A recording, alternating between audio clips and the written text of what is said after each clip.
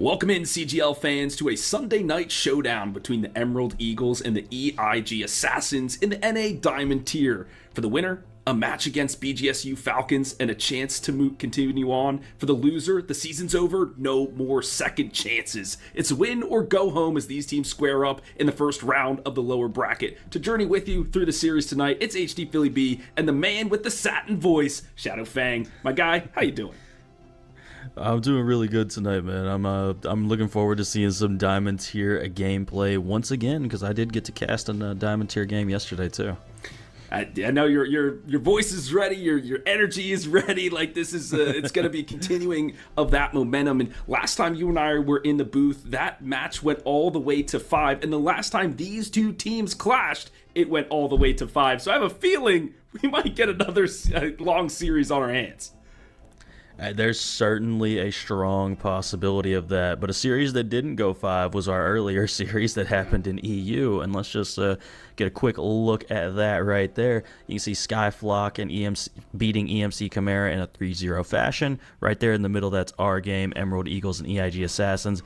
And then in one more hour, you're going to have Team Prosperous and Monolith going to be shown on the stream as well. So a lot of CGL action today. Hey, I've got my snacks ready, buddy, and I know you CGL fans have them too. Well, let's take a look at the bracket here in the NA Diamond tier to see how the journey has parsed out so far. I think the biggest standout we were talking about in the green room, Shadow, has been the Zebras, and they find themselves in winners round 3. Yeah, I mean, that's the prod team, so, you know, we always have to give them a little shout. True. But, so it's like a double win for prod, because Ray's on Drop the Guns, the head of the stream team, so it's like we got somebody from prod will be in the finals of Diamond Tier, if nothing else. And then you can see our match down there in that bottom left-hand corner, Emerald Eagles and EIG, and as you mentioned, winner will go on to play BGSU.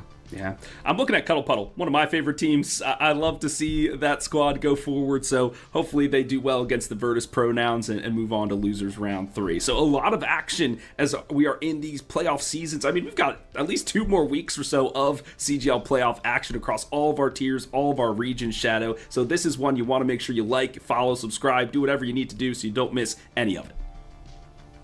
Yeah, you're absolutely right. It's coming down to the wire, though. We're starting to get to these winners finals, getting these losers brackets finished out as well. Like you said, we'll probably be done by about second week of May, I'd have to imagine, about 2 weeks from now. It's gonna be a jam-packed last 2 weeks, though. And I am hype for it. Well, we are gonna head to the maps very shortly, which will be Control. We have our map list, Shadow. Is there any prediction that you have that in terms of the selection from these teams? I mean, honestly, I would have predicted Lijiang Tower because everybody just always picks that. Like it's a very rare occasion that doesn't happen. Although I did see Nepal get picked first yesterday, so I don't know. There has been a little bit of variance in these playoffs, but a lot of times the standard is just Lijiang. For sure. And it's just been in the game for the longest. People understand how to work it. Fits a lot of different compositions. Well, Hippie, our producer today, let's pull up the map selection and see what we got. Oh my gosh, to the islands we go, Shadow. I was not expecting this. No, we're going to Samoa this time, which is a different pick for sure. I believe EIG would have had the map pick since they're the higher seed. Correct. So EIG decided to take us to Samoa, and I'm just curious if they have some sort of composition they have in mind as to why they would take us here over something like a Lijiang. It is interesting, and what we've got a little information from a little birdie saying that the Assassins are a very tempo-based team. If they are not playing on their cadence, they kind of falter or stagger a little bit, and maybe the Emerald Eagles know something that they can kind of turn the tides on this map. But first, we got to get into the bands, and I know my guy with the crystal ball has some great predictions. Hippie, let's pull up the board and see who gets removed from this one. I mean, Shadow, we've talked over the weeks about Zarya, Vendetta now. She got nerfed, then she got buffed again. I mean, what are you thinking from these teams? So this is an interesting one. I have seen such little Zarya and Diva, and those heroes didn't really get changed that much. It's a really odd occurrence where, like, the patch didn't hit the heroes that were strong, but people just stopped playing them anyways. It's like everybody just agreed to stop doing it or something. So we've been seeing a lot more Ramatra since the patch came through, and I would have never in a million years ever guessed that Venture was about to be the ban right there. I mean, Mad Bucks on the Assassins is a Venture, Vendetta, Dive, DPS player, but okay, I feel like that's counterable. There's a lot of different things you can do, but maybe that's part of this tempo strategy, right? Throw the Assassins off their assassination game and see what we can do, especially on a control map, which can be really brawly and team deathmatchy, that sort of thing. So the Venture, one of my favorite DPS characters, they are taken off the board. Now we go to the Assassin's turn to pick. I feel like this has got to go towards the tanks. You would think so, because getting rid of the tank removes a lot more. It gets rid of basically the entire composition almost, whereas with the support line, a lot of teams just like to mirror the support line regardless of what tank they're trying to play. So I'm of the belief that we see like a Diva, a Ram, maybe Emerald Eagles likes to play that Mauga. Like there's a few options here, but I'm gonna say I think Diva is probably the most likely ban, just because it can force like both teams to play that same brawlish style. For sure, and I'm looking through our team sheets for the Emerald Eagle, and it's Mist, who plays the tank more often than not. She's very good at the Orisa, and so if the Assassins have done their research, they might just take that off the board just as a insurance for maybe this first round, do some scouting, but it will be the Ramatra. We've seen the leader of Null Sector be the damage dealer, the frontline threat through a lot of these playoffs thus far, so it makes a lot of sense to me. Yeah, I mean, it makes perfect sense. It's kind of like, it's giving me the idea that the opposite is actually true of what I was just saying, right? Like, they're, instead of banning the Diva to try and play the Brawl, they're banning the Ramatra to potentially try and play the Dive with said Diva. So that's my instant thought when I see a ban like that come through. Or maybe they just want to both play Orisa, like you were just saying a second ago. Hey, especially on the control map, I like Orisa, very sturdy, durable, hard to take down, that sort of thing. Well, let's pull up the rosters and see what we got. The Emerald Eagles will be soaring onto your screens first. We'll take a look at the different members of their lineup. We have the Eclipse. They're posturing on Torbjorn. We've got Fluky. We've got Masagaki. We've got Deleuze. And we've got Praise for the starting lineup for the Emerald Eagles. Yeah, again, a really strong team throughout the course of this season. They took EIG to 5 games last time, EIG being the 3rd seed in this tier, a really strong team in their own right.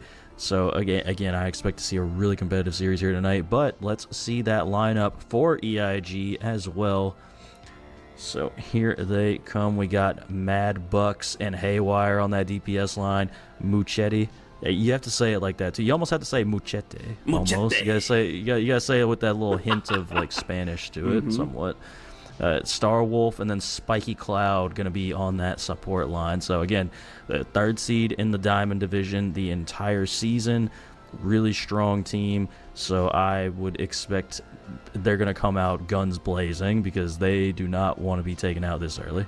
Absolutely not, especially with being that 3rd seed, and we were talking to a couple of our members in the green room. Like this is a team not to be trifled with. They just happened to lose a 5-game series in the winners bracket and just fell a map short. Now they find themselves in the lower, and sometimes that can be the motivation or the boost that you need to really propel yourself forward all the way to the grand finals. And there's only one way to start it out, Shadow, as we head to Samoa. Yeah, this is certainly a way to start it out. Heading out to this map, and let's see which sub point we're getting here. I don't know the names of the Samoa sub points. I'm a bad caster, but I do recognize this one when I'm looking at it right now. I swear I know this one. This is the one that has like the high grounds on it.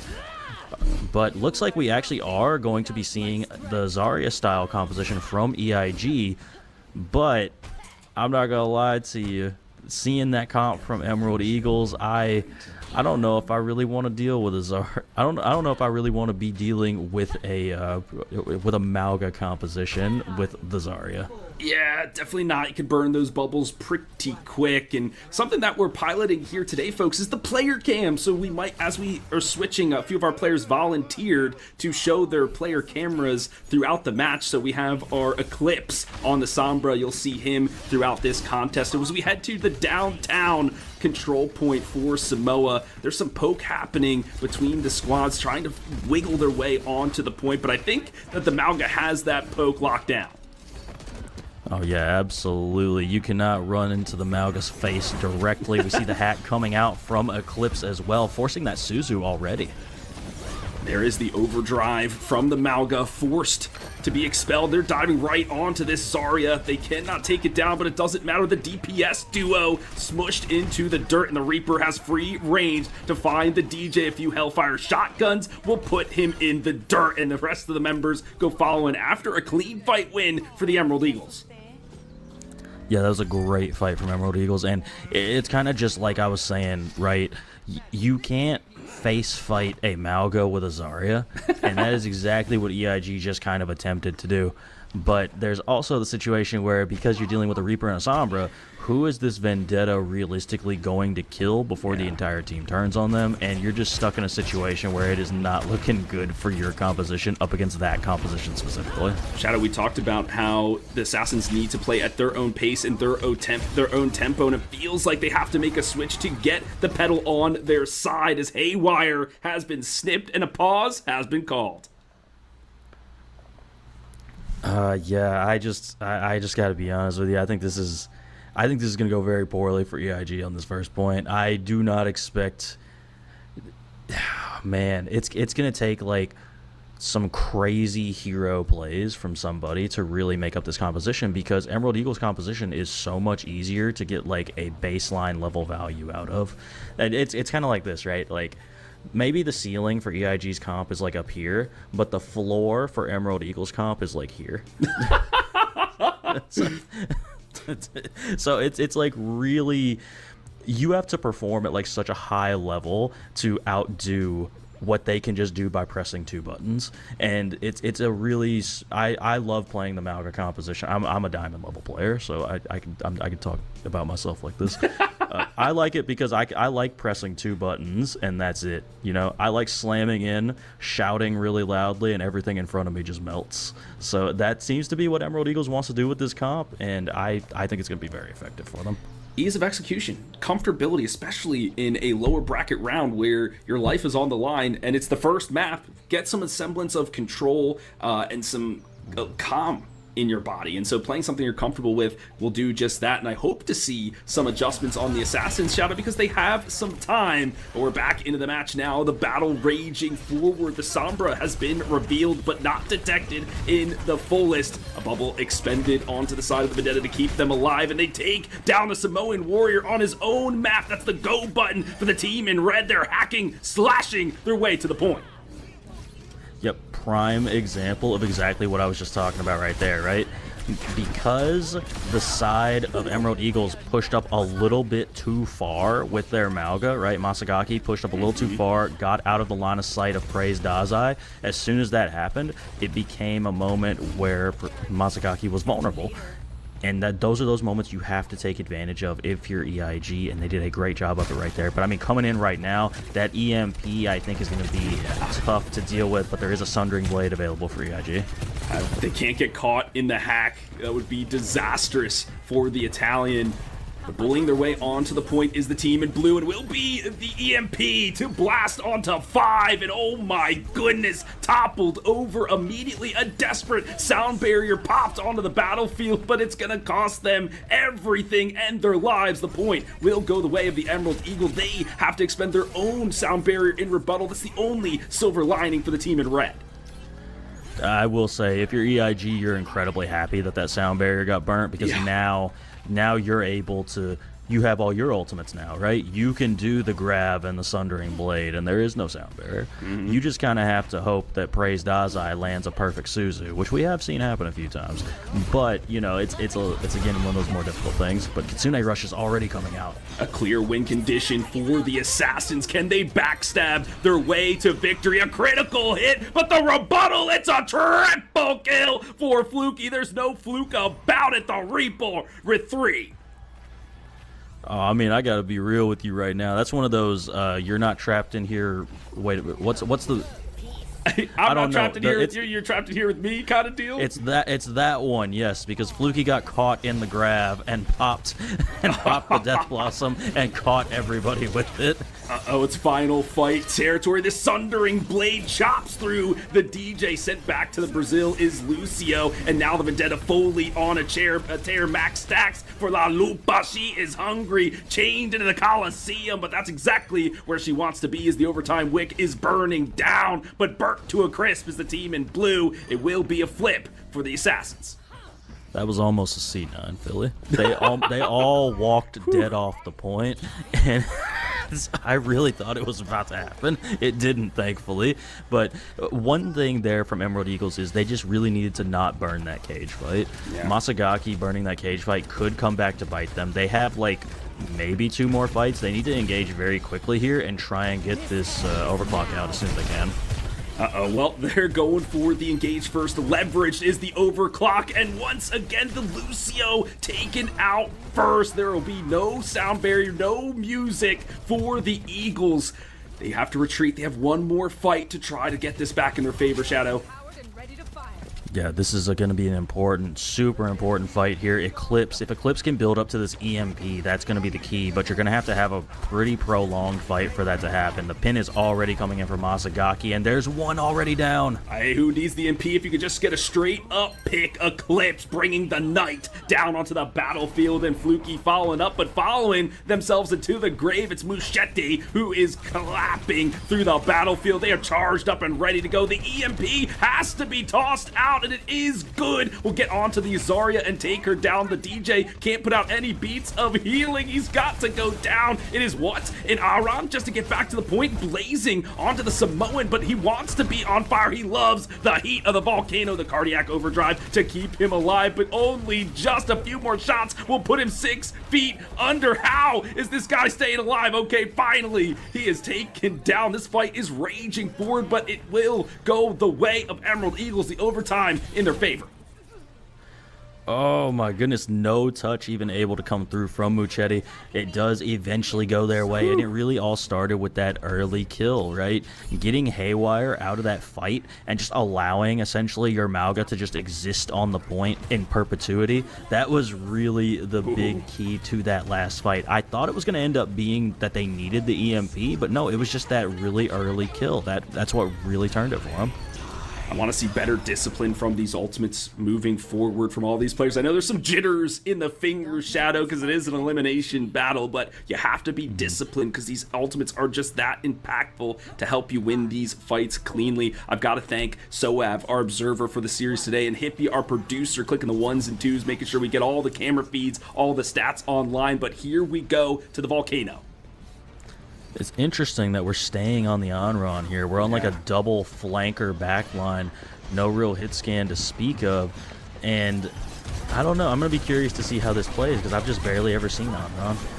Yeah, definitely not the one that is in the top levels of play, but finding some purchase here, just burning through the Samoan once again, but also engulfed in flames is the Zarya trying to hack away that pesky fly known as Sombra. Will do just that, and it will be Haywire who gets the wires and finds themselves a 2K. Yeah, they're doing a great job on this on-run right now. Just getting a lot of fan, I don't even know what that ability's called, but the fan. I know it's your alt fire. Like I just don't remember. It's like critical hit damage. You're good. Yeah, you get your free crits off of people being on fire. Yeah, fan the flame, as I've just been informed. That is an ability name right there. Very creative, yes. yeah, absolutely. I really should have known that, honestly. Well, only knowing the gray screen is Mad Bucks, who's taken out of the fight once again. The Lucio being lethal, but being laser beamed down. Machete cutting through the field once more. Both Lucios removed from this engagement, but the kill feed littered in red. It's now being traded back and forth. This Sombra has to deadlift the team. Only the DPS here to survive, but all the while the point ticking in the favor of the Assassins. They don't care how long the fight goes as long as the point stays with them. Oh yeah, they're more than happy for this to keep going exactly as it has been. And this Onron has just been doing so much damage for EIG. They're not really allowing anybody to get set up for the side of Emerald Eagles. And this Lucio of Dulce is just getting caught over and over again by this Onron. It has been a rough round. Yeah, maybe a touch aggressive. The Beyblade let rip and claims too. That's exactly what you need from your Reaper of Souls. And oh my god, a Quadra for the DPS. Yeah, you know, I love the Reaper with the Malga, just having that cardiac overdrive on and getting so much of that additional, like, additional lifesteal on top of the fact that Reaper is Reaper. It is just so huge.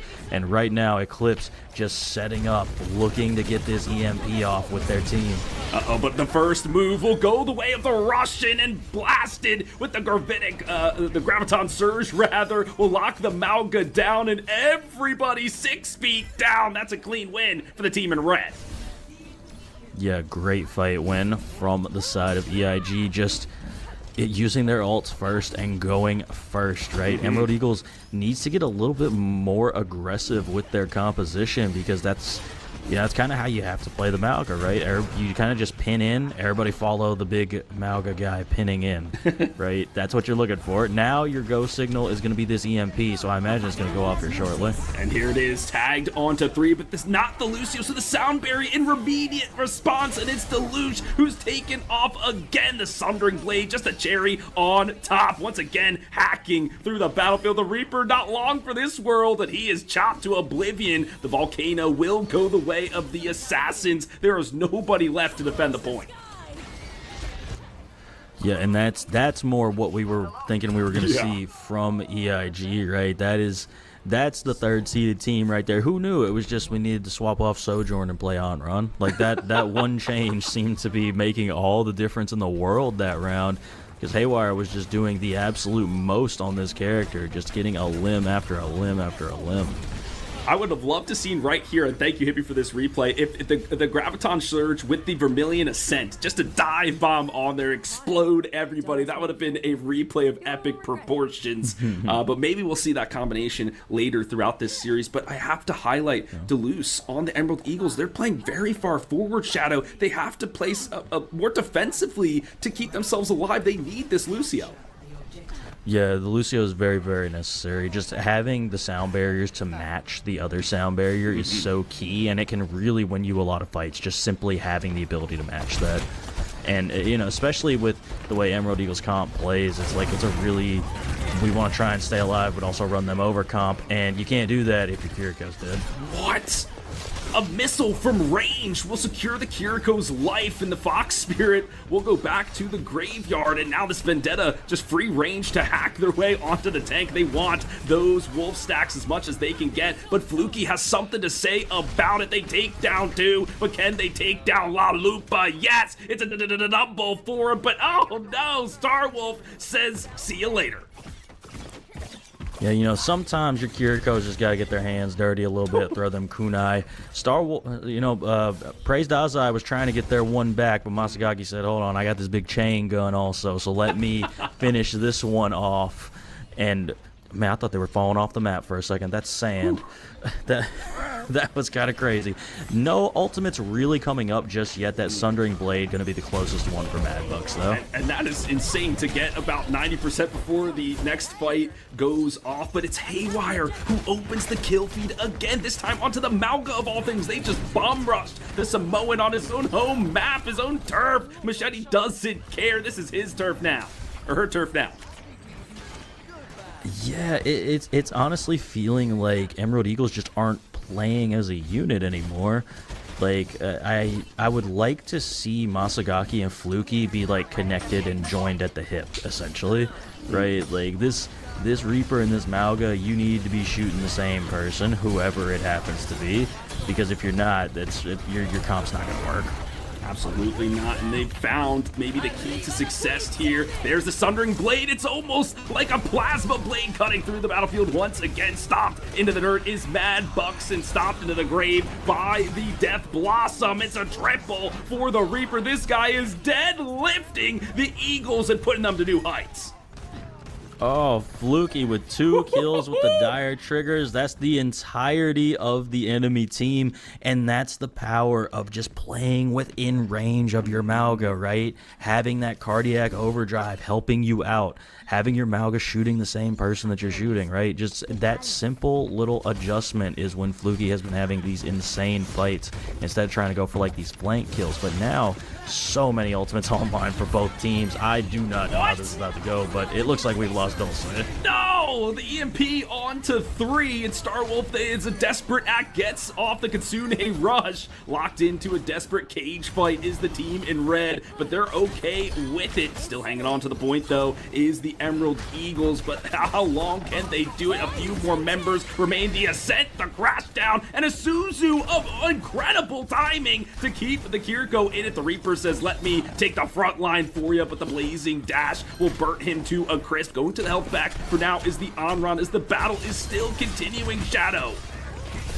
Oh my gosh, this is such a crazy back and forth right now. The good thing, though, is that Emerald Eagles has maintained point control this entire time. So even if you lose this fight as Emerald Eagles, it does not really matter because you're going to flip if you're EIG at this, what are we at, 41% right now? But this fight is still going. Haywire still trying to not die, and that is... Oh my goodness, there's still people coming. Fluky got another Death Blossom, and a grab has gone off as well, and a sound barrier went off too. What's happening right now, Philly? The sound barrier just delayed by an instant to keep the Reaper in it, but now there's 2v1, and the Zarya, as mighty as she is, cannot stand against the chain guns, but it is the Vendetta, the final member of the Red Squad, to hold on to the point. Now it's just cannon fodder. They're doing everything they can to survive, but who can take down this Mauga? The answer is no one. The Lucio will be sent to the grave, and that will be the map win for the Emerald Eagles. You know, you could have given me like several guesses, and I don't think I ever would have guessed that Emerald Eagles would take that fight that we were watching like a minute and a half ago. You could have given me several guesses. You know, I always say this is my go-to like standard joke. You know, Doctor Strange saw all them realities, right? And this wasn't one of them. This was not one of them. This was not one of those realities where Emerald Eagles won that single fight that we just witnessed. I can't believe how many ults I just saw go off in that fight. That was absolutely insane. Wild stuff from both of these teams who are fighting for their very lives in the NA Diamond tier. Fluke, that has to be the Fluky, the standout player, Shadow. I mean, this play right here, denying the Graviton, the play at the end denying the other Graviton. I mean, this guy is unstoppable. Reaper has to be banned in this next round. They can't let this guy through again.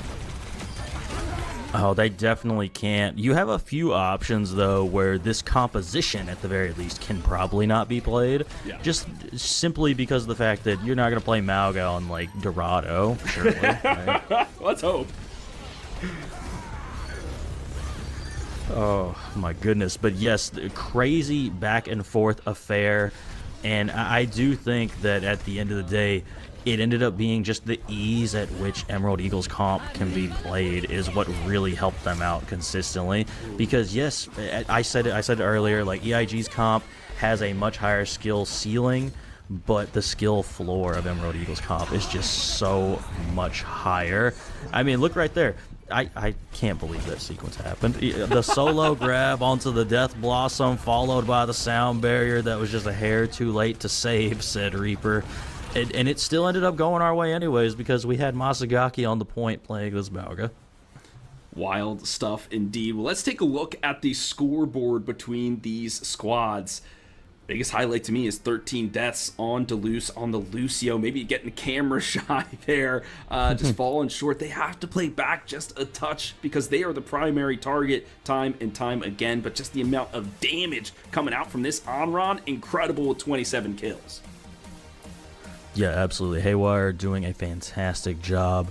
I mean, this was an incredibly close map, and you can tell it just by looking at this stat screen. This looks like it was a close game, because even Eclipse on that Sombra doing 9,000 damage, that's a lot of damage on Sombra, because normally you're not really doing a whole ton of damage like that. You're just like throwing Virus, shooting Lil Uzi a little bit, popping the EMP, but not like a super high damage character per se. So yeah, really impressive map.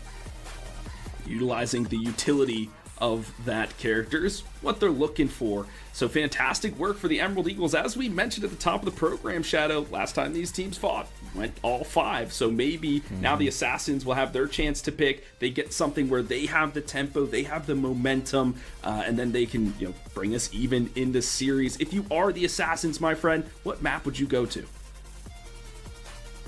Well, I mean, I said Dorado a second ago because you're not playing Malga on Dorado, surely.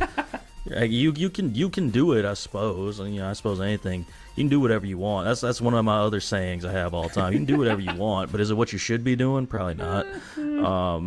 But another option is like a Hollywood. I think would be good. Midtown, Nimbani.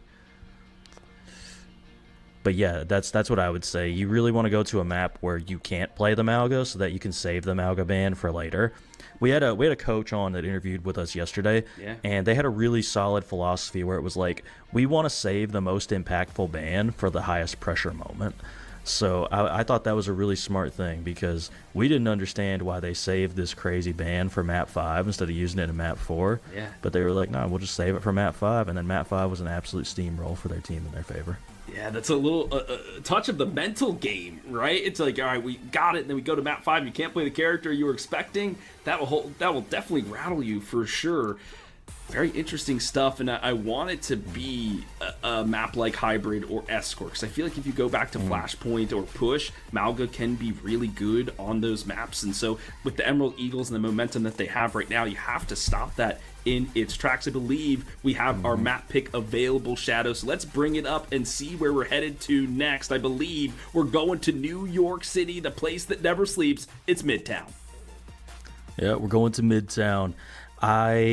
This is one of the maps I was listing off in that I think you can force Malga wherever you want to, obviously, but I think this is a map where you do not want to play Malga. There's just too much space for Malga to cover. You're going to take too much poke damage before you can actually make it to the area you want Malga to fight in, or you'll have to pin in, and you're so far away from your team by the time you pin in that it's just you're not really going to be effective. So I think this is a really smart pick from EIG.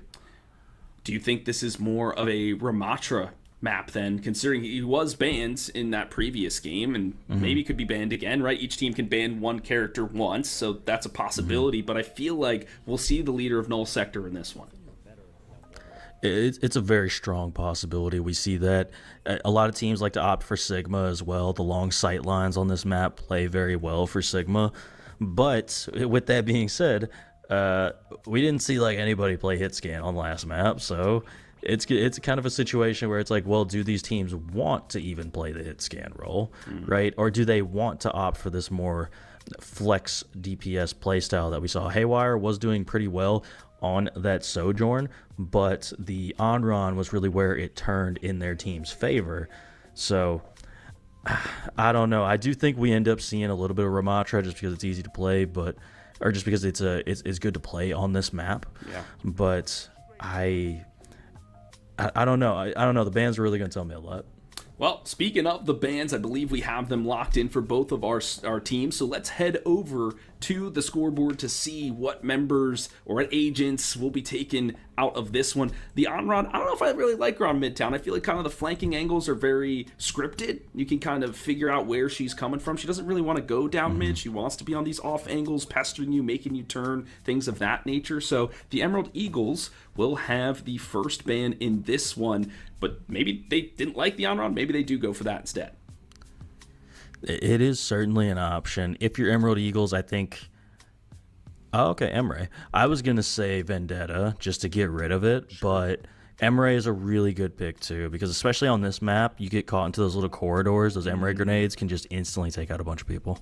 And I know how you feel about those Emery grenades. You were saying, like, when you're playing Tracer, it's just sneaky damage that you're not expecting. You launch in 2, it can blow somebody up real quick. We saw that last time you and I casted together. So I actually like this pick. On point 2, you can get on that bridge, just really fire down range. There's a lot of good sight lines for this character. His ultimate is still incredibly useful, all things considered. So the Assassins, it is their turn to ban. They can't ban the Ramatra. They could go for the tank line again, but I don't know. My crystal ball's telling me the support is the one in the crosshairs. Wow! Woohoo!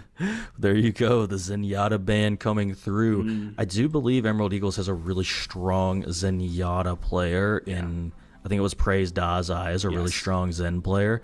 So good to just take that off the board, especially on a map like Midtown, where I was saying like a lot of teams do like to opt towards that Sigma double flex backline.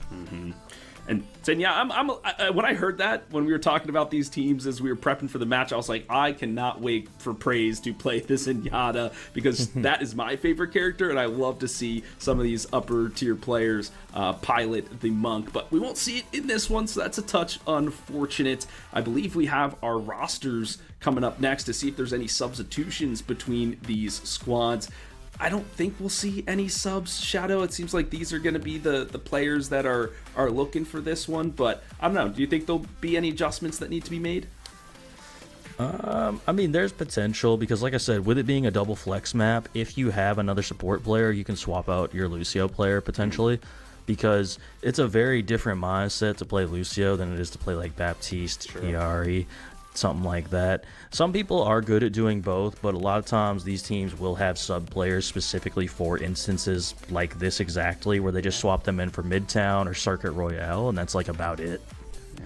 I mean, Shadow, when we casted last weekend, we saw Daddy OKC just sub in for the push map on the Wrecking Ball. That was their staple map, staple character. They steamrolled quite literally through everybody, won that map for their team, and then subbed right back out. So yeah, if you have that X Factor pick, especially now in the playoffs, in the losers rounds, this is where you have to bring them out. We're waiting for still some of the subs to come through as we're working through that. Do you think you'll see more of this? Well, with the Ramatra, how do you pair that in terms of the DPS line? Will we see maybe a soldier come through, something with range? Or you think we'll see that Reaper again? What are you feeling? I tend to believe that we'll see something along the lines of like a Sojourn and a Tracer. That seems to be a really common like DPS line that we see in those regards. And we do have a couple of substitutions. We have some role swaps, honestly. So Masagaki swapping off of the tank, going over to that DPS line, and Eclipse going from the DPS line over to that support line. And you got Mist coming in on that tank line. And yeah, Dulce was playing that Lucio, so now it looks like they're potentially going for like that Baptiste Zenyatta look. So I imagine that Eclipse is probably going to be playing like the BAP, and maybe Praise Dazai might be going to the ERE or something now instead, since the Zenyatta's been banned. Makes a lot of sense to me, and that's exactly what we were discussing, right? If you have certain compositions that you've been scrimming on, practicing on, it's good to flex your members around, keep the other team guessing, and the Emerald Eagles are going to do just that. I'm hyped to see what Mist brings. She is the tank player for this squad. Loves Orisa, as you see from the portrait. I don't think she'll be running an Orisa on this one. I think we might have some Sigma play coming at us. Yeah, it's gonna be some real Sigma energy coming out right now, right? Everybody on the Sigma grind set right now. That's the idea here, right? And one team, Emerald Eagles, opting for a Kiriko NERE, right? So interesting. I like it. I'm surprised no Baptiste, honestly, but Kiriko can spread out the healing a little bit easier to all these players that are in different locations. But EIG going with a very interesting composition here with this Venture, and I'm curious if this Symmetra is going to stay or not. I mean, this I was going to say, this is not a teleport out the gate. There's no reason for that, right? You have to get to the choke point. But Mad Bucks, they had their Venture taken off last game through the bans. Now they get to play the Adventurer this time. They go around the side of the point, and now they're bunkering in here with the turrets as well. The Venture going for to maybe secure a kill, but people extremely low, and Mad Bucks does just that. But the Lucios are first to fall. They are the targets who are prioritizing each and every fight, but who else but Fluky is reigning supreme in the streets of New York City. But this Symmetra is so dominant on the point, just lasering. The bees are buzzing, and the team in red, they cap. Oh, they absolutely do. Mad Bucks showing exactly why that venture got banned on map 1, right? Yeah. Getting that opening kill immediately onto Masagaki. Emerald Eagles was thinking about doing wholesale changes on their composition, but they have just opted for Fluky to swap over that cast, try and do a little bit of damage with the stun grenade, you know, stop that push from happening a little bit. I don't know. I might be of the belief, Philly, that Ramatra comp with like a Mei might work incredibly well against what I'm seeing right now. That was going to be my question to you, friend. It's like, how do they deal with this Symmetra? I think once she gets charged up on these shields from Sig, she just runs right at you. And what are you going to do? And it's, for now, it's just to keep her at range, right? If we have better fall off than she does, we'll be okay. But Mist evaporated in the streets once again. And the war of attrition will go the way of the Assassins. And they are just critical hitting everybody. They get full control of this point. Oh, yes, they do. Fluky is going to fall to Mad Bucks, but I mean, that's just an insanely aggressive push that's coming out right now. Masagaki going to try and mirror the Symmetra. And I mean, I got to be honest, I really think the play might be to just go like Mei and Ramatra and just run at this team aggressively. Like, I think that might be helpful. Oh, and there goes the Tectonic Shock, but immediately shut down by Miss Secretion. What a great play. Last time I checked the Pokemon type chart, Rock does not beat ground, but it surely did in that instance. The Gravitic Bucks bringing them up and smashing them into the dirt. Mist with a double kill for themselves. Fantastic from the main tank and good stabilization for the defense. Yeah, that was great for the Emerald Eagles, especially because all you had to do was burn the Gravitic Flux, right? You managed to save the rest of your ultimates for this fight. You got out 2 ults from EIG. The only downside I would say here is that because your composition does not have the Lucio and EIG's comp does, you don't really have an answer for that sound barrier that's going to be incoming from EIG. Absolutely not. And that will be, as soon as that Symmetra is buzzed up, I mean, having that sound barrier is just so good to get her into the backline and just pester people down. They'll teleport, but which way are they going? It will be the Kitsune Rush, but people are taken out of it. The Deadeye from the skies will eliminate one, and oh, the push, it fails in disaster for the Assassins. Oh my gosh, and to lose your Kitsune Rush too. I was talking about how you don't have an answer for the sound barrier, right? Now you do, because you have your Kitsune Rush, right? So you're able to kind of counteract and do enough damage to outdo that sound barrier. Now you're in a really bad spot if you're EIG, because you're not going to have any sort of ult economy here for the next few fights. Yeah, that's a great teleporter. But you're just stuck in a situation where all you got is a sound barrier. You've already lost your Kiriko. Oh, and you lose your Symmetra as well. And now pincered from both sides in the underpass are the Assassins. They get turned on immediately. The Kitsune Rush, however, was deployed in that fight. Maybe a bit of an error. Yeah, that's kind of unfortunate, honestly, for Emerald Eagles to burn through that ultimate. But, I mean, you do still have the Captive Sun, and you're about to come up on both of your DPS ultimates in that Sim Barrier and the Deadeye, so there is potentially, you have some answers for a Sound Barrier, right? You might have to over-ult to deal with it, but there are answers. That was insane. And the answer to that push is just to slam the teleporter shut. No way they could get to that high ground, and the streets of New York are covered in blood once more. Oh, they absolutely are. I mean, the real answer there is you can't just teleport into the middle of people that can, like, throw a bunch of things at you that kill you. That's the real answer to that question right there. So EIG going to go back to the composition that they were so successful on last map. Going to try out that Zarya and the Vendetta once again, but I don't know. This is going to be really hard to, like, land a lot of damage with Vendetta into. Shadow, I feel like you have to use the Captain's Son just to get the sound barrier out, so then it frees up this Deadeye to do some real work, but they will deploy the teleporter instead to do a little bit of a ring around the Rosie and onto Symmetra. Immediately they go. The Captain's Son is now leveraged, but to what effect? Basically nothing. The sound barrier in response to keep the team alive. The Zarya doesn't know which way to shoot. Somebody help him. 5 HP and a dream gets out of dodge the last second. Muchetti, literally 5 HP, actually gets out of that fight somehow. I think the craziest thing about that entire thing is that Emerald Eagles only burned a Captive Son through that entire moment. It looked like Emerald Eagles was going to lose that fight so many times over, and they just somehow didn't manage to do that, and that's just a really good response by them. Now, with a ton of pressure, 30 seconds remaining and only the photon barrier to use, and now there's so much shielding on this map. How's anybody even taking any damage? I don't see the health bars toggling for even an instant. Haywire trying to bully their way forward. The Symmetras were going at it, but Fluky will third party the duel and take him out with a flashbang. The Deadeye, what? From a sneaky position, can anybody get there in time? Yes! Point blank range will secure La Lupa. The pelt will be hung for the Cowboy. Muchete is there, however, but where are the reinforcements? No one is at the back of the Russian, and the Gravitic Flux will bring a few folks and slam them back down. The Kitsune Rush, however, will keep the healing pumping, but the damage is too strong. Overpowered are the team in red, the Assassins. They face the onslaught once more. 2 remaining members are being whirlwind to death, and the defense in the underpass, it'll hold. Let the Kitsune guide Yeah, and I mean, Eclipse really showing why they swapped in to play this Iari right now. Yeah. I want to see the stat screen, but I feel like they only died like twice. Okay, it was 2 times.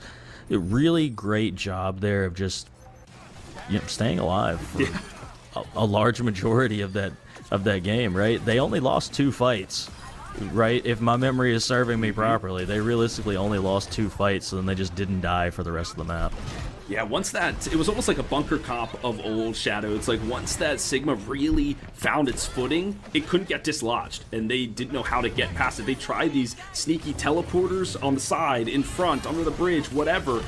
They couldn't find anything. It was like they were being hard read every step of the way, and then the ult economy from the Emerald Eagles have them flying to at least a great defensive hold, but now they have to go on the attack. They have to get at least to checkpoint 2 in order to win this map 2.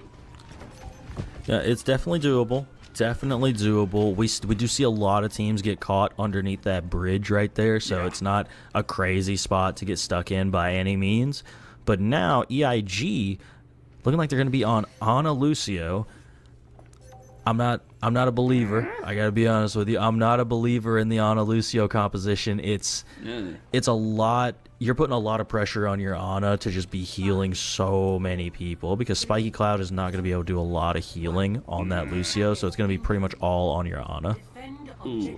Well, the shots better be clean from Starwolf. We know she's a very good player, but that's a hefty burden to lift. Masagaki looking for the rotation around, a great teleport usage, everybody following suit. They have to expect this rotation to come through. Yeah, they do spot it out quite clean. We see Muchete on the Ramatra. Finally, the leader of Null Sector has made their way to the streets of New York. Now caught in a tricky situation is the attacking side, but they're just waiting for this teleporter so they can rotate again. And they have indeed deployed that teleporter, looking to try and get some positioning across the map. Nothing really happening just yet. And oh my goodness, everybody getting low. Very low, but it will be the attacking squad who opens up the kill feed, of course, and Haywire finds their opposite number, snips his HP pool to 0, but purchase on the point has been found from the attacking squad. Yeah, they did indeed. That using EIG's comp against them, right? They used the Symmetra last round on attack, and they said, hey, we could do that too. I like that character. It lets me be where I want to be at on the map immediately. We should definitely employ that ourselves.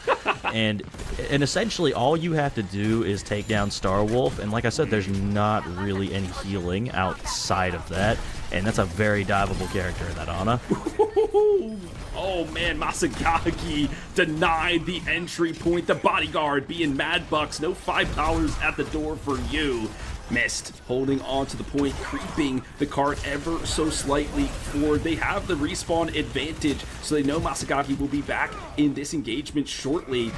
The biotic grenade does go awry, but this Deadeye from this off angle one shot will do it all. Could it be a quadruple? Almost a highlight reeling play, and it's Starwolf that she is the sniper of Overwatch for a reason. Will clap back immediately, and it's just trades all over the map.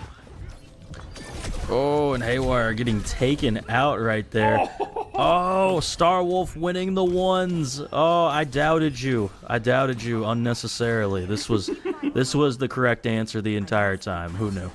Technical ability can beat theory any day of the week, my friend. Shadow Wolf putting on a highlight reel performance for sure. She is feeling herself now.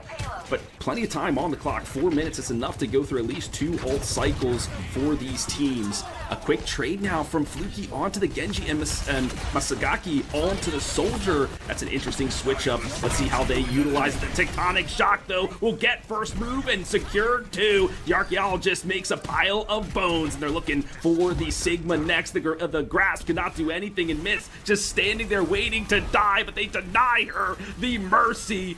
So much time now wasted by the team in blue. Great defense from the Assassins. Oh my goodness. I don't think I've ever seen the Nano Tectonic Shock. A lot of damage coming through from Mad Bucks right there. So that's a new combo to keep in mind. I mean, oh my goodness. But, I mean, coming into this next fight, there is a sound barrier and that Annihilation going to be available. And so you have something to counter out the Gravitic Flux coming through from Emerald Eagles. But Emerald Eagles does have enough ultimates to start pushing this fight in their favor. I'm just going to be really curious to see how they engage this fight. A lot for me rides on Eclipse, not only for the healing, like where they place this pylon, but how they get this captive sun. But the Kitsune will guide us and hopefully to a victory. Bum rushing to the high ground goes the Eagles. They are looking for their prey, and they find 2. Muchete not even able to pop the Annihilation, and 3 will fall. Cart progress for the attacking squad. Yep, we're coming up on that last fight territory, Philly. It's coming down to the wire here, right? Last fight, Gravitic Flux online for Mist. Can try and do something with that. Accretion coming out. Muchetti has that Annihilation. It does get popped. And they have already taken down Eclipse. The nanobots are surely hungry here on Sunday night, and they feast for Flash, but they do not feast on Rock, as he'll take that to the face and go down. But the reinforcements have arrived. The tank has done enough for Haywire to try to deadlift the team. Fluke, all they can do is go back to the gray screen. Oh my goodness, this is a bad situation though for EIG. It was good for them to be able to win that fight and be able to hold this point, but now you're stuck in a spot where a Captive Sun and a Blade are available for your side, right? You imagine you just dash in, pop Blade, dash again, and you've activated like 3 people's suns to just explode immediately. I mean, this could go very poorly, especially if they time it just right. That's quite a bit of burst damage, and Masagaki, they're very close to that Death Blossom as well, and maybe that's what they're looking for, but the Captive Sun will start us off, and immediately snuffed out is the Peruvian, but here is the Blade looking to pop some of those suns, and will pop some skulls instead, hacking through the back line. They take down 1, they take down 2, make it 3, only is Mad Bucks, and they will find a parting shot. Can they get to the health back in time? Yes, they can, but against 2-barreled shotguns, that's not going to be good enough. Can the Venture stall out long enough for the reinforcements to arrive? Onto the Wrecking Ball goes Muchete, and squishing the Fox into the dirt. This could be a turnaround for the side in red. All the Assassins are grouping up together, but this Sigma, so difficult to dislodge. Another Accretion to send the Wrecking Ball flying. Now the team in blue, they are crashing onto the point once more. Rolling through is the Wrecking Ball, squishing another another member. This time, a clip, so much healing and damage taken off the board, but still missed. Looking like one from Naruto, putting all the hand symbols together, but they're the only remaining person on the point as the overtime wick is surely about to burn. It's Masagagi with the Death Blossom, the Beyblade, let rip once more. One goes down, looking for two. The Gravitic Flux out of the range, but oh my gosh, off the point, the defense, and two maps go for the Eagles. Oh, the Sig 9. The Sig 9. It does end quite a few fights. And I mean, what a great map from Emerald Eagles. Just, man. I mean, it was looking not good for them at first, and then they just totally recovered on that second point defense. It was like an immediate capture for EIG. And then Emerald Eagles said, okay, we figured out your composition. We will sit back, play our distance as we need to, and there was just no answer from EIG. That's how it's kind of felt so far, honestly. It's that EIG has like a punch, and it's a really good one, and then Emerald Eagles responds to it, and EIG does not have a response after that. They don't have that second punch, essentially, if you know what I mean. I mean, I'm from Philly, man. I've seen every Rocky movie. I know exactly what you're saying. Shadow, this is why we love the game of Overwatch. Fights like these where it's like you don't know which way it's gonna go. It's desperate from both sides. It's just heroics, outplayability, just one false move or one clutch play. If we had to do MVPs for just a map, I have to give it to Mist. The amount of time they were stalling on the point, surviving, and then that Gravitic Flux C9 at the end, a miraculous stuff. Look at them, 12,000 damage. Yeah, I mean, it was an insanely good performance to come in off the bench and just immediately get to work like that. That is what you want to see when you make substitutions like this. You want to see it work out incredibly well like that. And I mean, just across the board, great performances from Emerald Eagles so far. EIG, like I said, they keep having like really good moments, but they can't string them together continuously so far. Yeah, it's that 1-2. They got the one punch, but where's the combination play, right? Where's the left hook into the uppercut, into the gut check? It's just they just got one punch in them, and if it's like a haymaker from like Floyd Mayweather, okay, you can knock somebody out in one go, and that's fine. But this is a sturdy squad. They can take their licks, the Eagles. So you need more than one punch to do them in. Yeah, they absolutely do. They've gotten their jab right now. They need to figure out how to come back with that cross, right? That's the real key and what needs to happen. They need to figure out their cross. And, you know, we're actually going to give them some time to figure out their cross. We're going to go to a short break here, but stick around. You're going to want to see how this series ends between these two teams.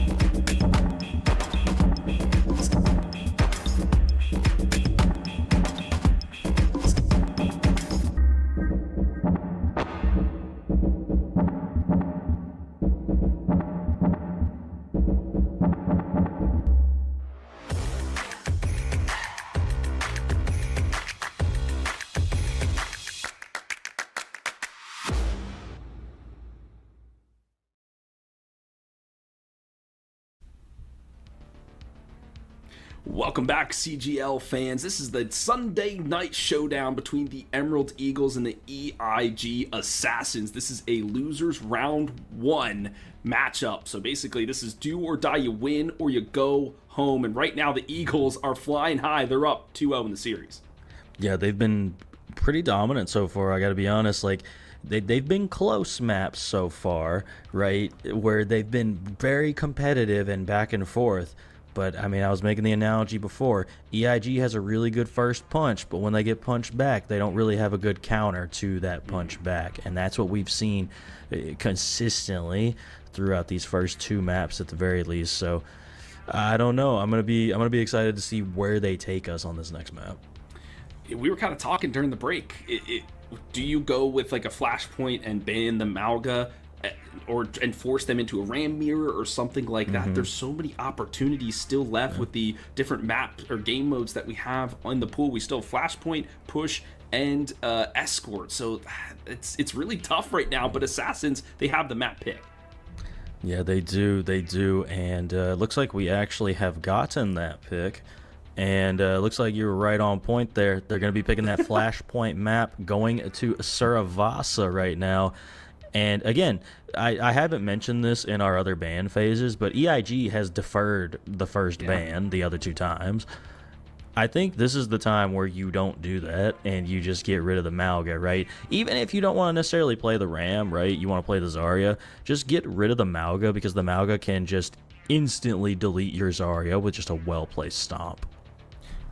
And let's say they don't defer the ban, right? If you are the Eagle side, you ban a tank just to make sure that the Malga's safe, right? Like, that would be the smart thing to do. But I think we have our bans ready here. So let's pull up the screen, and then the Assassins wisely will select first. Let's see if the Samoan Warrior will be removed from this one.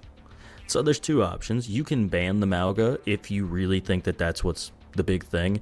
I think you either got to ban the Malga or you got to ban the Reaper. That's it. One of those 2 characters has to go and needs to just not be available to be played this map, because it's the 2 of them together that can just completely mow down the Zarya comp. One of them, you're not going to be able to mow down the Zarya quite as easily, so you just need to get rid of one of the 2. We'll go for the Reaper instead. They think the cardiac overdrive from the Malga and just the Reaper bullets is just too much sustain.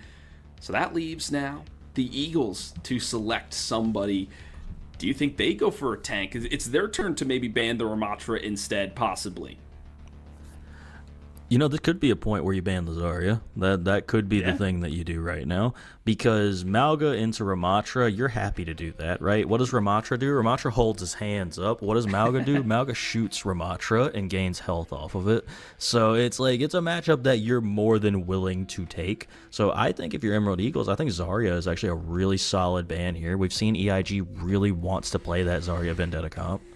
You don't think that they might be eyeing the support line here? I mean, we say Kiriko always has to be banned at least once a series, right? It's that unwritten rule in Overwatch. This might be the time, but the Eagles are taking the time to figure this one out, and it will be the Zarya. My friend, you're like 5 for 5 in this series. Well done. Well, I mean, it's more so for Emerald Eagles, you're just wanting to make it more difficult for EIG, right? Because you haven't lost a map yet. This is just one of those, we know that you want to play this comp, so we're just not going to allow you to do that. It's like a petty ban almost, right? Like, you could have banned something else, but getting rid of the Zarya, you're like, yeah, you're just not going to play that comp that we've seen you err towards mostly. I saw Reinhardt as one of the favorite characters, and that was for Cybergirl, and we haven't seen him yet for the Assassins. This could be an opportunity to bring them in, have the Reinhardt swinging through, but let's take a look at the rosters as have been more switches. It's like the hot potato of seats for these teams. The Emerald Eagle making some adjustments. Yeah, they're just going back to the comp. We saw them play map 1, right? Dulce coming back in, and Masagaki and Eclipse swapping their roles once again. So this makes total sense to me, right? You're back on a map where you want to play Lucio, so put your Lucio player back in, and we'll get back to the more standard style compositions. There is a chance that we see like a Junker Queen style comp get played here. I predict that we're going to see more of that Mauga that we saw in map 1 though, even with the Reaper being off the table. 100%. And so if they go with the Mauga, do they go with something? What other DPS can they go for? Do they go for a Tracer? They go for the Vendetta? Looks like the Anran is the one they're posturing on now. Picture you sneaking up on It makes sense, you know. They both catch people on fire. Yeah. You know, they both get more critical when people are caught on fire. So it's an instance where it's like, okay, these two things seem like they really go together to me. So let's try and put them together. Since the Reaper can't be played anymore, you know, we may as well try this out. Some natural synergies between the fire benders, if you will, of this game. But an Anran on the other side for the Assassins. We saw how good Haywire was on map 1. Let's see if they can have a repeat performance when everything is on the line. As a reminder, folks, if the Assassins lose in Saravasa, they are out of the tournament for CGL Season 17. Eclipse shot down immediately. A flick shot from Starwolf will delete him from the server. Well done. An opening frag will go the way of the red side. Let's see if they can convert on to the point. A thing we haven't talked about yet, Shadow, is this Hazard as the main tank for the Assassins. Oh yeah, the Hazard. I generally don't think the Hazard should be playing that well into this Mauga, but Muchetti is making it work very well so far. Just doing a good job of, you know, dodging the Mauga. That's kind of what you have to do, because you can just get eviscerated so quickly by those chain guns. You have to just not be anywhere near this Mauga if you're Muchetti. It's a full-on dive. They're gonna find a character and just jump on them, try to burst them down, and then take him out from there. And it's Starwolf once again, a kunai with the lobotomy onto Praise, taking down their opposite number. Fluky trying to do something from the skybox on this Echo. Glad to see that switch, but man, the team in red dominant so far in this. Yeah, I gotta be honest right now, the Mauga is kind of the odd man out in this comp right now. Like, you kind of need to play something else. I think there's a lot of different heroes that could work more effectively here. Orisa, you know, Ramatra, just something else, because not having the Reaper able to just mow someone down with you is making this too difficult. Well, they go for the Bastion instead. Definitely a mower and shooter of bullets. But this Echo caught in a really awkward spot. Oh no! All the members in blue eviscerated once again. The defense stout, and the team kill comes through. Oh my gosh, and the craziest thing is that EIG has needed like no ultimates for this entire time, so they just have everything available here. And Masagaki said, "I've had enough of this, I'm going hog." So that's where we're at now.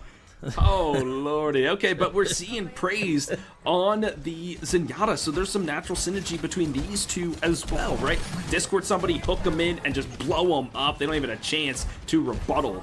You have to find those picks first. We know the chain hook has had some cooldown adjustments. Oh, but locked into the blender and turned into pork chops. That was an easy kill for the Assassins. All they have to use is to make it rain.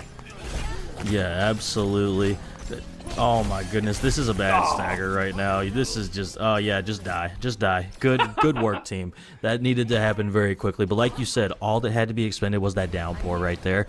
And Masagaki has gone back to the Mauga. Again, it's not a bad pick per se. I just think that it's going to be really hard to make it work in unison without that Reaper. That Reaper is so key to making the Mauga work, especially in Diamond. The Hazard just doesn't seem like they were expecting this, right? Now they don't know how to deal with it, and that's part of your coaching and your practice, is how do I adjust on the fly, and that is the game of Overwatch. The Tectonic shot denied here from Praise. Well done from them. They find a 2K. All we knew this player, she could be on a tear. The Vermilion% though brings the Anran back to life and immediately put back into the dirt by the Zenyatta once more. Yeah, this Zenyatta, Praise Dazai, just putting in some work right now. There's another one taking down Muchetti, the floating Zenyatta. I love that perk so much. That's another one. Praise Dazai catching another body. Hold on. You're gonna try and catch out this Starwolf now. I don't think they're gonna be able to, but 4 is more than enough. Shadow, I gotta tell you, I've been playing the game since 2016. I still don't have the Rapid Discord trophy, and Zenyatta's my favorite character. I play Zenyatta at least like 3 times a day. I'm trying to get this. Somebody help me, and I'm pretty sure Praise almost got it there, and I would have been so jealous because she is on fire with this monk, and now it is the Transcendence that is online and available should they need it, as well as the Kitsune Rush. They're in a good spot. Yeah, they're in a really, really good spot right now. They should be able to hold this Transcendence too, because the only thing EIG has is their own Kitsune Rush. And they utilize it here now, but it's a salvo of missiles, the martyrs from the heaven, and now it's the Transcendence to keep everybody alive through it, and the Discord unleashed onto the Hazard, and that's all they need. From healing to damage, it's a quick switch from Praise, and that will be a point well defended. Yeah, great job there from the side of the Emerald Eagles. I don't think EIG will be able to get a full touch here. They might just back off, try and take the next point fight. Looks like there is actually going to be a touch from Mad Bucks. Are you mad, brother? They go for the touch? No, okay, they back off to keep their lives and think better of it. Maybe they'll have some good defense on this next point, but Saravasa is now knotted up 1-1. It absolutely is. Emerald Eagles looking a lot better now that they have swapped over to this Zenyatta. I mean, that's really been the key, right? Yeah. You got your Zenyatta player taking down so many people so consistently, makes it a lot easier to play the game, right? Coming into this next fight, though, Downpour going to be online from Muchetti, but Emerald Eagles has so many ultimates to potentially try and counteract that. Yeah, the Kitsune Rush for sure. The Deadeye, but there will be the cage fight to start us off. An immediate Suzu laid on, but everybody caught in chains and put in handcuffs. The Malga burning through them. Don't even have to really expend anything else, but wait, Shadow, what is this? The kill feed now in red. This is exactly where the Assassins want, and it's a turn around for the team in red. The Malga doing everything they can to stay alive, but they look around and nobody from their team is there. Oh, that is so tough. They got Muchetti so low when that initial cage came out, and they just didn't finish the target, and everybody just kind of got caught in that small room with the Hazard and the Venture, and it was just too much damage overall. Really unfortunate to lose that fight because you had every advantage if you were Emerald Eagles.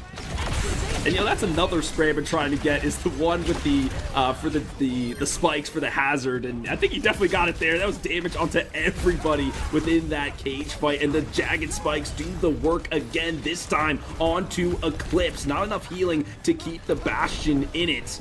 Fortunately, no ultimates expended, but a treasure trove for the team in blue. They are on to the point. They have stampeded their way, but what can they do to stay alive? The Transcendence will be popped to do just that. The Machete almost survived the Kitsune Rush to try to do it, but the Moo will go home. Stomped into the dirt is the Fox Spirit, and that will be a great turnaround here for the Eagles. I mean, Mad Bucks, though, is just going on an absolute tear, getting like 3 kills in the middle of that fight. Gonna allow EIG to potentially re-engage this fight very, very quickly.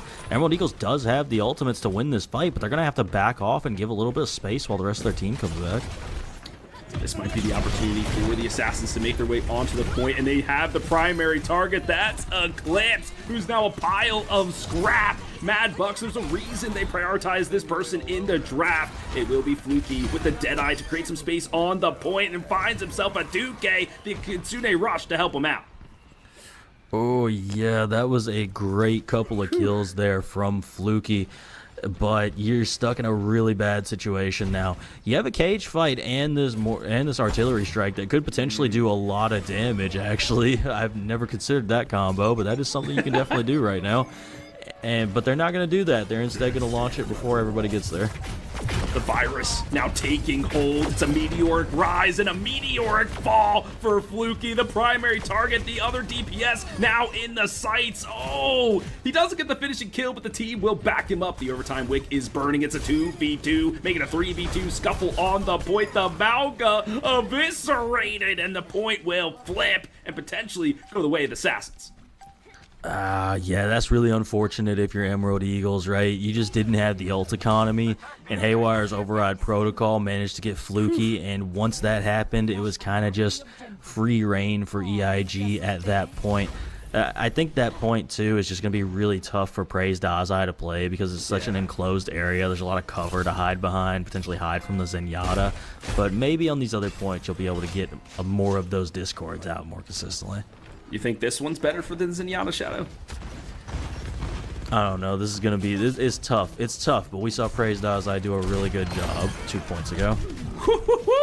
And Fluky doing incredible work there. 2 shots, 2 kills. The hack immediately on the hazard. There's no leap to get out of this one, but they see that the downpour is available for Mad Bucks, doing everything they can to keep the point in their favor, but the Tectonic Shock doesn't find much purchase. Shooed away is the pesky Venture, and it'll be Praised Azai to potentially get the kill. No, the turnaround is there. Still, Mad Bucks is lingering on the point.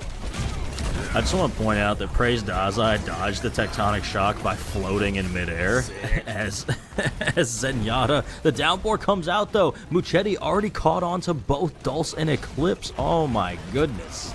The Violent Leap surely doing its namesake here, claiming 2 lives, but Masagaki has something to say about that. Revenge is certainly sweet, but doesn't stand tall long enough. The point will go the way of the Assassins. It definitely does. And oh man, Philly, this next fight is the fight, right?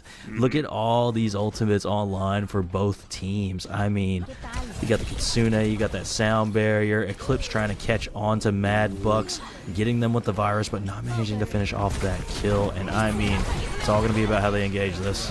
The cage fight, Flippy drops. Now it is to lock down the hazard. The Transcendence layered on top, and it has to be to keep him alive. The Deadeye will gun him down. The Cowboy doing what he can for the squad. The Malga still pretty healthy on this point, just burning through the battlefield. It's 2 for the main tank. Make it 3 in a costly fight, but 1 needed for the Eagles.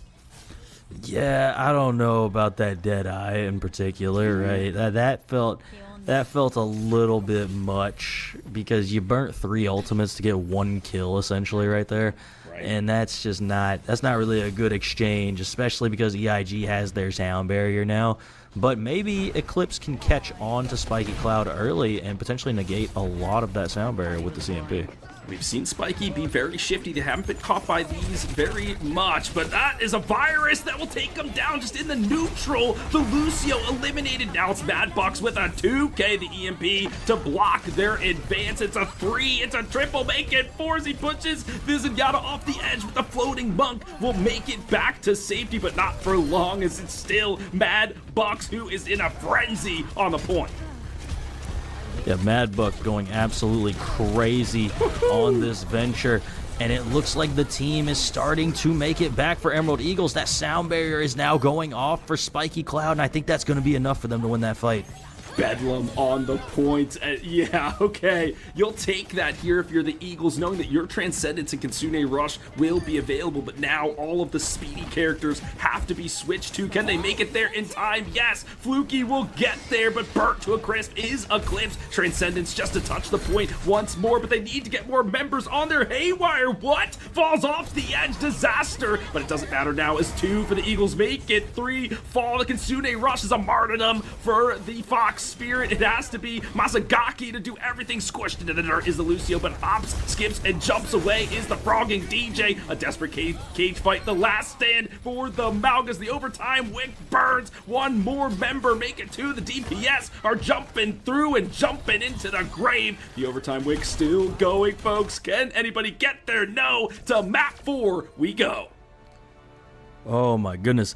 It took a lot there for EIG to eventually take it, but they do win that map in what I would say is fairly dominant fashion. It really felt like that Emerald Eagles just couldn't quite figure out a composition once they had that Reaper taken from them, right?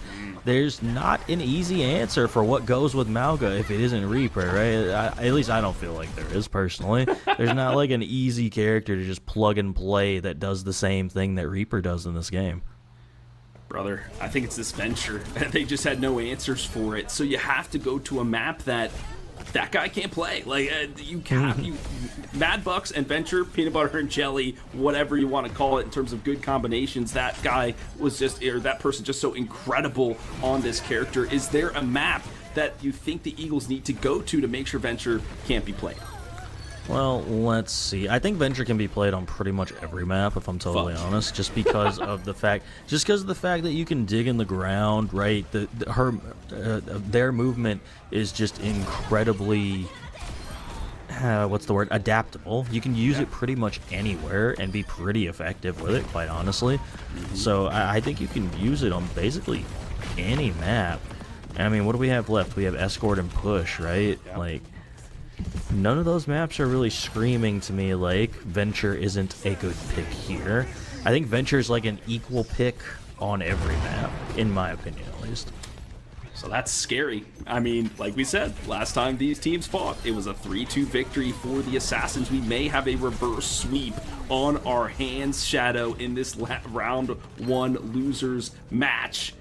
This is going to be a fantastic one to behold, folks. Make sure you get your snacks, get your drinks ready, and hold on to your seats. But let's take a look at this scoreboard. Anything that stands out to you? A lot of deaths coming through from the side of the Emerald Eagles. That's the main thing that I notice here.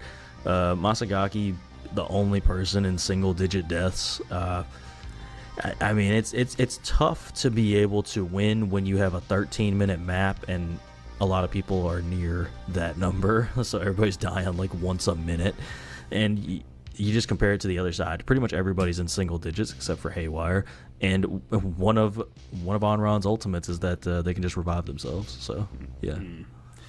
Challenging for sure, and I'm looking at Mad Bucks with 38 eliminations. That's absolutely bonkers from that character, and 30 assists from Starwolf. Not to mention how clinical she's been with those kunais, with the ultimates, keeping her team alive with Suzus. That was just well worked. This is what we expected from the Assassins. They may have found their momentum here on Saravasa. We always say it's either like the flashpoint or the push that can really swing things in your favor. Yeah, I mean, absolutely. Having your Kiriko do like equal damage to healing and both of them be very high numbers is also kind of crazy, quite frankly. That means you're pressing all the buttons like so much. Like that's the best way I could probably put that. You're pressing all the buttons a lot. That is what you're doing on that character if you're able to output that much healing and that much damage. She's not just a heal bot, folks. You gotta heal kunai, right? There's a flow to her kit progression.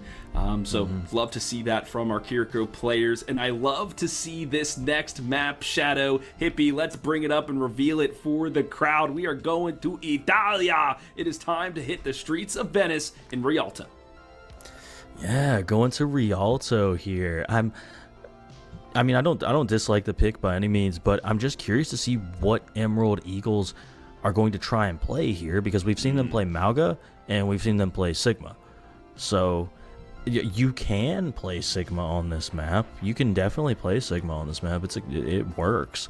But I think this is more a map where we would expect to see like a dive more traditionally, and EIG has been the team that has erred more towards that, especially on that last map playing that Hazard. I wonder if this will allow for more of the long-range characters. Cassidy, Widow, Ash, Sojourn, etc., right? To maybe find some purchase on this point. The Eagles will be banning first. Is there something you're looking for them to take off the board? Well, let's take a look here. Just taking a look around the map. I think they're going to ban Hazard. I don't know what else you would potentially go for. Oh, there's the Kiriko ban. I should have guessed that. It had to happen at some point, Absolutely do. It's in the rules, right? Folks, go to CGL rules. You can say Kiriko's got to be banned by one team at least in the series once. And that makes sense. That Starwolf was just incredible on that character. You cannot let her have another repeat performance. The Assassins now, they have an opportunity to ban a tank. They could go for a Mauga, a Sigma, or a Risa themselves. That would hamstring the Eagles greatly. Yeah, I think Sigma's probably the ban that they go for here. Just because we've seen it. We've seen them play it. We've seen them be incredibly effective at it. Yep. And this is a map where you can run that Sigma to good effectiveness. And yeah, that's exactly what I would have expected. Yeah, well done. So, Maybe they go for the Orisa, and maybe we see Mist back in here. They had a fantastic performance on the Sigma, yes, I know, but they're a good Orisa player as well. So could be some time for further adjustments. We haven't seen anything being switched up from the Assassins. They've been riding the same 5 characters. They've got to be, pretty exhausted at this point. This has been a grueling series, to say the least. I'm very interested to see if there's any switch-ups. I am too, honestly, just to see, but they seem like a team where that's just their players, potentially. Yeah. Maybe they swap somebody in, but they seem like a team that, like, this is our 5, this is just what we're going to do the whole series, so I wouldn't expect any swaps, per se. I'm more curious as to what compositions we see coming out here, right? Because we're probably going to see something different that we haven't seen yet, to say the very least. Because Kiriko's been in every single map so far, so we're going to see something different from the back line. And we're going to see something different in terms of a tank line, because if they run out on Rialto and play Malga, I'm just going to get off the cast. Like, I'm going to unplug my mic and I'm going to leave, because that cannot be what happens here. Well, Shadow, maybe taking a look at the lineups will give you some indication of how they're looking to play. Hippie, let's bring it up and see what we've got. Some substitutions on the board. We've seen this before. Eclipse going into the support line, Masagaki on the DPS, and Mist now back in for the tank. Yeah, this makes a lot of sense to me. Going to be going for that double flex back line again. This time we might actually see the BAP and the Zen, right? Or if we see the Iari and the Zen, that would be kind of crazy, I'm not going to lie to you, but the Pylon can do a lot of healing, but you're at the point where your Pylon is, like, required to stay up at all times. But we saw how good Praise Dazai was on that Zenyatta, so I'm kind of like, I kind of want to see that Zen again. I wouldn't mind BAP Zen. I think that would be... Yeah. It's a gritty backline, right? That's what you always say, but one that's incredibly impactful. It will be the Ana on the attack first. There are some hiding holes for the sniper. Let's see if they can make use of them here. I've got to what? Spiky? Where'd you go, buddy? You decided to go for a swim in the canals of Venice. But I have to highlight Soav, our observer for the evening, and of course Hippie. You know them, you love them, being the producer for our match tonight. So we're seeing some of those long-range characters we were expecting. Masagaki on the Widow. Yeah, you got to come out and take one shot, right? That's just the rules on this map. It's the same rule that you have on, what's it called, King's Row as well. And it looks like Praise Dazai is going to do the same thing with this Zenyatta to start off. Ochete back on the Hazard. It threw the Eagles for a loop last time. Let's see if they've made some adjustments. Fluky on this Genji was really good on Midtown, just staying alive, had some good blades, great elimination secures, but this Mad Bucks guy's been paying the bills on this venture, just digging up gold time and time again. That was someone to be wary of. Painted in purple is Mist, but it will be Spiky Cloud who gets the kill feed going first. Yeah, catching out Fluky early, that is a bad situation to be down.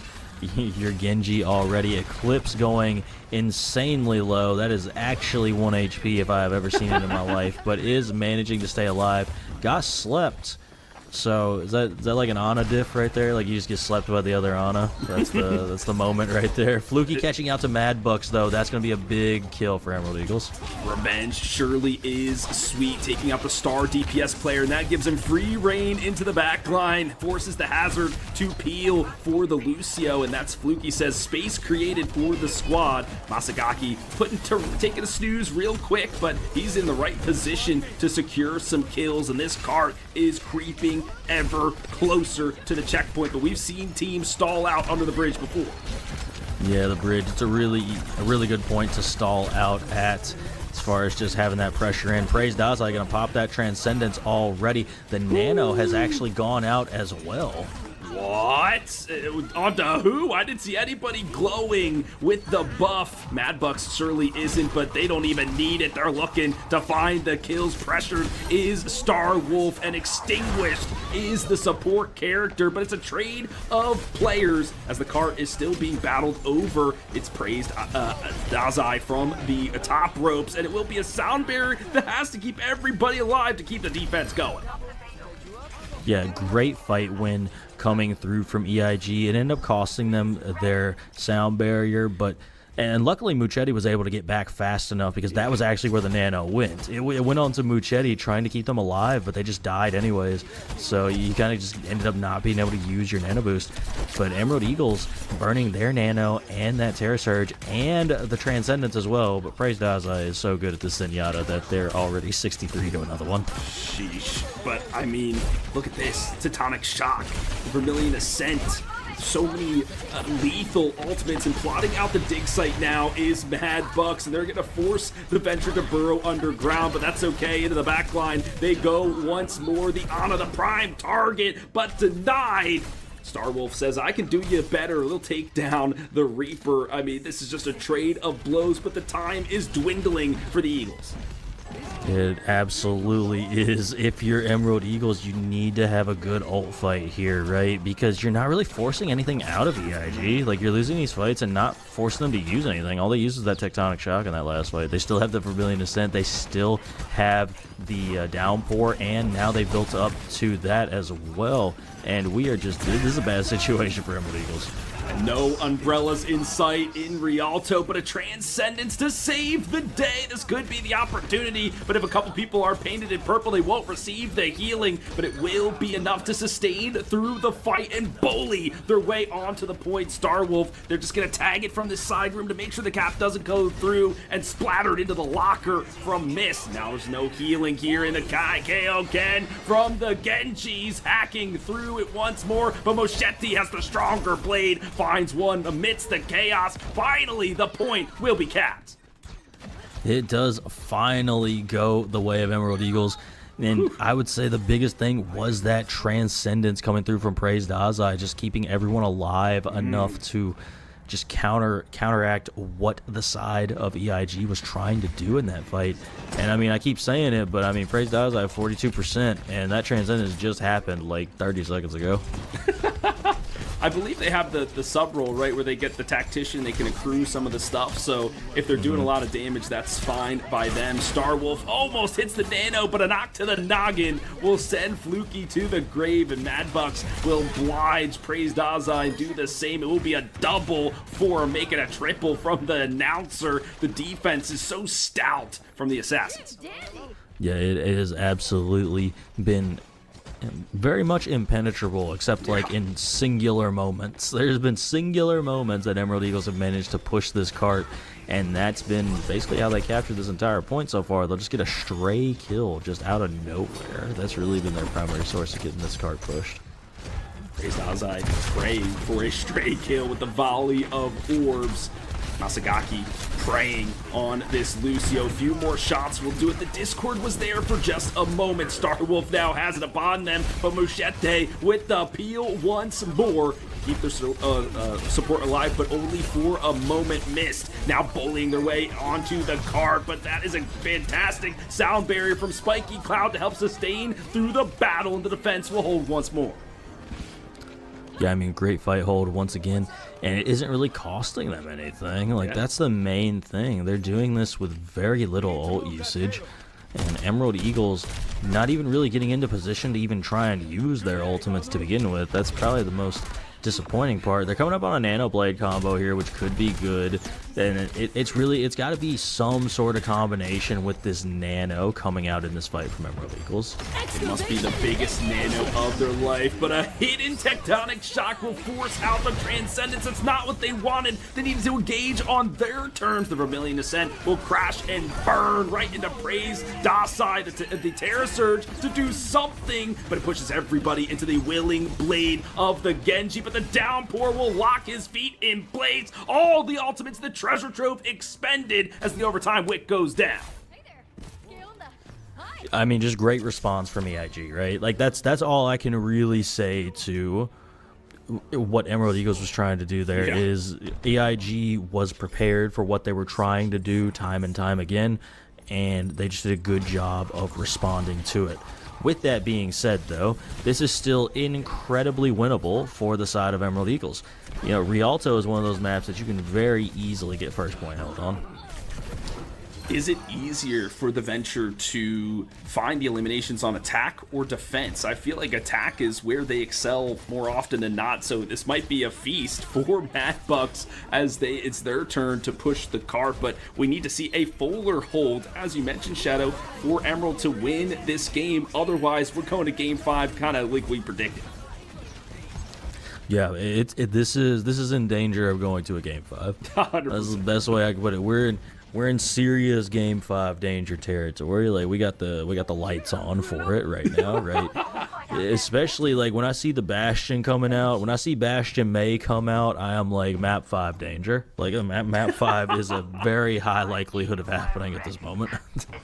Hippie is letting us know in our ears, is like, danger, danger, we're in the red territory, Game 5. But we love a Game 5 Shadow Fang, especially for a Sunday night showdown such as this. Clips, looking at them to put in the healing, get those key nano boosts online, but Masagaki fell flat for me in that attack on the defense. Has to be clean. That absolutely does. Ashe, a good pick for that too. You can do a lot of damage on Ashe here, but you can't get split from your team. That is the primary thing that can potentially happen to you on that character. Orisa taking a brunt of the damage, but a bulwark is she, and Mochete is the primary target. The Discord laid upon them, and they are now laid to rest. Fantastic work. The target prioritization, especially when a Zenyatta is on your team, must be clinical. This Ashe raining bolts from the high ground, looking to outsnipe the Star Wolf. They got a couple key shots that'll put them under the gun. Yeah, they are going to have to back off, though. Muchetti forcing that angle for Masagaki. Both these teams just still kind of trading on this first corner here. Not much happening in regards to that, but Mist getting kind of low right now. Oh, the Onron so shifty with the Inferno Rust and the Dancing Blaze. But Mist, I feel like, how are they standing tall on this point? They're just taking every shot, but maybe not for much longer as Eclipse has been snuffed out. Machete with the timely intervention claims two. The defense in shambles now for the side in red. Yeah, this is a really unfortunate spot to be stuck in. Because this just is a dive map, right? And you, if your Emerald Eagles are not playing a dive composition, so it's just kind of unfortunate for you that you're not playing a good comp for what you're going into. Oh, the Dancing Blade burning Eclipse to a crisp. The golden box of victory easily in their sights to bring us to a game number 5. I mean, Shadow, you gotta think, was it a misstep in the draft to ban the Zarya instead of this Hazard? Machete looking at good, but Machete looking down as the overcharge will eliminate them, but still we battle onward. A trade of blows. This Onron in the backline, such a nuisance, finally put to rest. Yeah, this is a serious back and forth affair that we're witnessing right now, and oh my goodness, there are so many ultimates online for both teams right here. You just, man, if you're Emerald Eagles, you just need to make sure nobody dies early. Like, that's really the biggest key right now, is nobody can die early. You need to have control over this high ground. I mean, you told me last week, it was in my notes, can't get picked first, and that is priority number 1 for the defense, and the Transcendence will be popped first. Now the Terror Surge to follow it up. They have to claim a victim. Spiky Cloud in shambles after that. Now everyone's split up for the attacking sides. The Assassins singled out and taken down.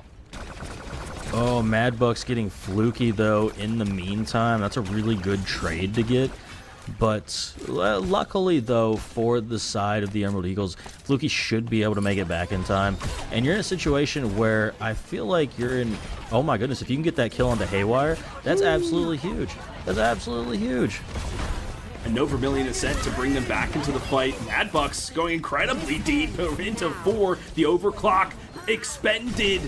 Pops a couple, but the sound barrier in response employed with good effect, and that pushes Mad Bucks forward. All they needed was some extra HP to find themselves a triple kill. Bob, all he could do was stand, do something, buddy, but he jumps away, says, can't do anything as we go to map number 5. Oh my goodness, map number 5. Here we go. Man, that was a dominant performance for EIG. So now we flipped it on its head, right? Emerald was absolutely dominating maps 1 and 2. EIG has dominated maps 3 and 4. So I just hope map 5 is a good map. Bring out your brooms, folks, because there's a potential for a reverse sweep. I'm stress eating my Rice Krispies over here, man. I mean, this is a ridiculous series. But there's only one map to settle it, and that is push. It will be the Emerald Eagle to select where we go. Oh my gosh, and push of all maps. It's like the least, it's like a choice, but it also isn't, because it's push. There's not really a choice on push. Oh man, but with that being said, I think that this could be an instance where the ban phase is going to be so important. The map is going to be kind of whatever because it's push, but Sure. Emerald Eagles has to make sure they get some really good value out of whatever it is they decide to take away from EIG. They obviously can't take the venture. They already did that. And here is our stat block right now. Like you were talking about, Mad Bucks with that 29 and 5 performance on that venture. Mad Bucks really plays the video game well. So that's what we saw. Surely. Eclipse, I was looking for touch more damage from them. I know that they were basically on healing duty to keep Mist in the fight. But a ton of damage coming out from Praised Dazai. I mean, incredible work from them, but sheesh, this dive composition can't be beat, it seems, from the Assassins. They're doing their namesake justice. Yeah, they're doing a fantastic job of that. Emerald Eagles, they just don't know how to match it necessarily, right? They don't have an answer. I'm really surprised Cass has never come out, if I'm honest with you. Like, I feel like having that stun grenade to stop Mad Bucks from just moving around the map so much might be potentially helpful. I think we saw the Cass at some point. I think it was on Saravasa. We saw it for maybe one of the control points. Then they switched off of it. There's been a roulette wheel going for the DPS line. It's been very challenging for them to find their footing, and maybe they can do it as we head to a short break, folks. Don't go anywhere.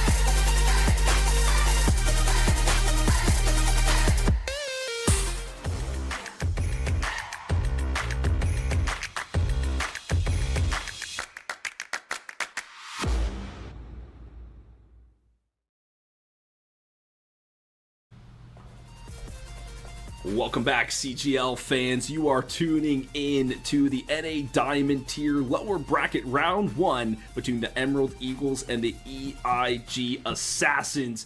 It's HC Philly B. It's Dr. Shadow. We've been with you through this journey, or Dr. Shadow, sorry, Shadow Fang, throughout this entire journey. We find ourselves, Shadow, here in map number 5. Yeah, I mean, it's I can't say, I said this would be expected at the beginning, but it was not expected after map 2 because Emerald Eagles was just absolutely dominating, going up 2-0, and then EIG just said, okay, we're also going to just take the next 2 maps in pretty much dominant fashion as well. And so now here we are, map 5, where yeah, I'm hoping it's just going to be a really competitive back and forth map here. We have 10 minutes to decide it all as we head to push. As Pippi pulls up the map screen, any predictions about where we're going? I mean, I would have guessed Runasapi, so I'm surprised. I'm surprised anytime it like isn't Runasapi or Esperanza. Esperanza not being a pick, so it's kind of like, you know, So yeah, I'm surprised to see New Queen Street, and I'm really curious why Emerald Eagles is picking New Queen Street. I'm sure they have some sort of strategy here revolving around their Malga, more than likely. Could be. We've seen it before where there's a pocket pick that really turns the tides of the battle. And we were talking during the break, Shadow, that the ban phase, this could be the do or die moment. This could be the make or break opportunity in this series. I need you to share your thoughts with the crowd. Yeah, I mean, I think this is the moment where the hazard has to go, right? Yeah. Because you get rid of the hazard, guess what? You can't, the opposing side in EIG can no longer ban the Malga, right? And that's the linchpin of the composition because they already banned the Reaper. So they can't really mess up Emerald Eagle's comp if they just stop them from getting rid of the Malga. So I would be really surprised here if Emerald Eagles does not ban out this hazard. Well, they have about 35 seconds to make their choice, and they are surely thinking about the selection in this do or die moment. Makes sense. The hazard, they haven't been able to figure it out. The Scottish man has just been reigning supreme, downpouring everywhere, eliminating folks left and right. 15 seconds remaining for them to select the pick. I don't know who else it would be. It's got to be the hazard. Somebody, please make the selection I need to see. Yeah, I mean, I'm right there with you. It's like, what else do you pick at this point? Yeah, it's like you get rid of the hazard. It also protects your Malga. Yep. Right? And like I said before, the Malga and the Reaper are like the two characters in that composition that you absolutely need to make it work from what I've seen so far. And the Reaper's already been banned. So EIG cannot ban Reaper. So you're left in a situation where there is a distinct possibility that EIG just bans Kiriko to stop the Malga comp from working as well, even though they like to play that Kiriko themselves. I was thinking that or the Lucio, just to, because he could speed boost everybody around or whatever, but I don't think the Lucio's really been that much of a problem. So, yeah, if you have the Kiriko and maybe play the Ana, but they're going for the Cassidy instead. They're trying to protect Mad Bucks, who will most likely be playing that Venture once again. Yeah, I mean, it makes sense. If you don't see something that like clearly breaks the comp that you're probably going to see, allow your carry to do just that and carry. So it's a perfect thing. Get rid of the one hero that can really stop Mad Bucks, potentially at least, from just going off. 100%. Well, let's take a look at the rosters. We've seen a number of switches from the Emerald Eagles. Let's see if for a fifth and final time they make adjustments, and it looks like they will. Masagaki back in the tank role. Deleuze for the support, which means they'll be running Lucio, and then Eclipse has moved themselves to the DPS line. It is once again the just ring around the rosy for this team. Yeah, and I mean, it makes sense from what we've seen so far, honestly, right? It's like, okay, they want to play that Reaper Sombra. They want to play the Reaper Sombra Malga. And the only time they've actually gotten to play it was on Samoa. The other maps, something has either been banned or it's been a map where you just can't really play that hero, right? So they've been stuck in a circumstance where they've only been able to play the comp that we saw them play so well on map number 1. And Samoa was also a map that was incredibly back and forth and competitive. So I would expect this map to look a lot like Samoa as far as that like back and forth tendency. And that's what Push is known for. It's that fluid tug of war, right? There's no like, okay, cap the point, we have to stop, then we restart again, right? It's just like the bot is moving, pick a direction, please, as they say. So a lot on the line for both of these squads. Remember, a ticket to play BGSU Falcons in the lower bracket round 2 is the reward for this grueling series. A loss sends you home for season 17. You have to pack your bags and wait for, whenever the next season pops around, potentially in the fall. So these teams, they don't want their seasons to end here. They've been practicing hard. You can see them laughing there too, which is good to see that they're in nice spirits. Yeah, absolutely. Got to keep the spirits high. It is a map 5. And I mean, they may have even expected this to happen because it happened the last time they played, right? So you're just in a situation where it's like, hey, we're just chilling out. All we can do is put our best effort out there, right? As long as we do that, we can be happy with whatever the outcome happens to be, I think. no doubt. The Assassins, still comfortable with their same 5. We talked about how they don't really need to make any adjustments. They like what they've got, and this Hazard certainly worked. But now, with no Hazard on the board, we love Fluky. I love that. Is there a tank that they go for now? Is it the Zarya? Do they go for the Ramatra? What will they send here to the battlefield? I tend to think they're going to opt towards that Zarya style composition, just because, I mentioned it before, Ramatra plays right into exactly what Mauga wants to do. Ramatra is just a frontline tank, and what does Mauga want to do? Mauga wants to be in the front line and shoot the frontline tank so that Mauga can heal himself. So I don't think we see that. If anything, I think it's going to be Zarya or D.Va. Seeing as we have seen 0 D.Va today, I'm going to say Zarya. Makes sense to me, and I still kind of like the matchup going for the Mauga in that, just because, like we talked about, that focus fire. If Mauga's shooting somebody, everybody should be shooting at somebody, and if it happens to be the Zarya, you pop bubble quick, you call bubble, bubble, bubble, you go for it. Make sure, yes, you might get some charge, but that health pool not looking too good, and take the Russian down. But she likes a colder map. As we head to Canada, we'll go to New Creed Street to settle this. Interesting. Okay. Emerald Eagles looking like they're going to opt for the Junker Queen here. And I got to be so honest with you, Philly. I favor the Zarya comp over this now, because the Queen doesn't just mow down people in her way, right? You can do really well on the Queen, but like I don't know. I'm gonna have to see it to believe it.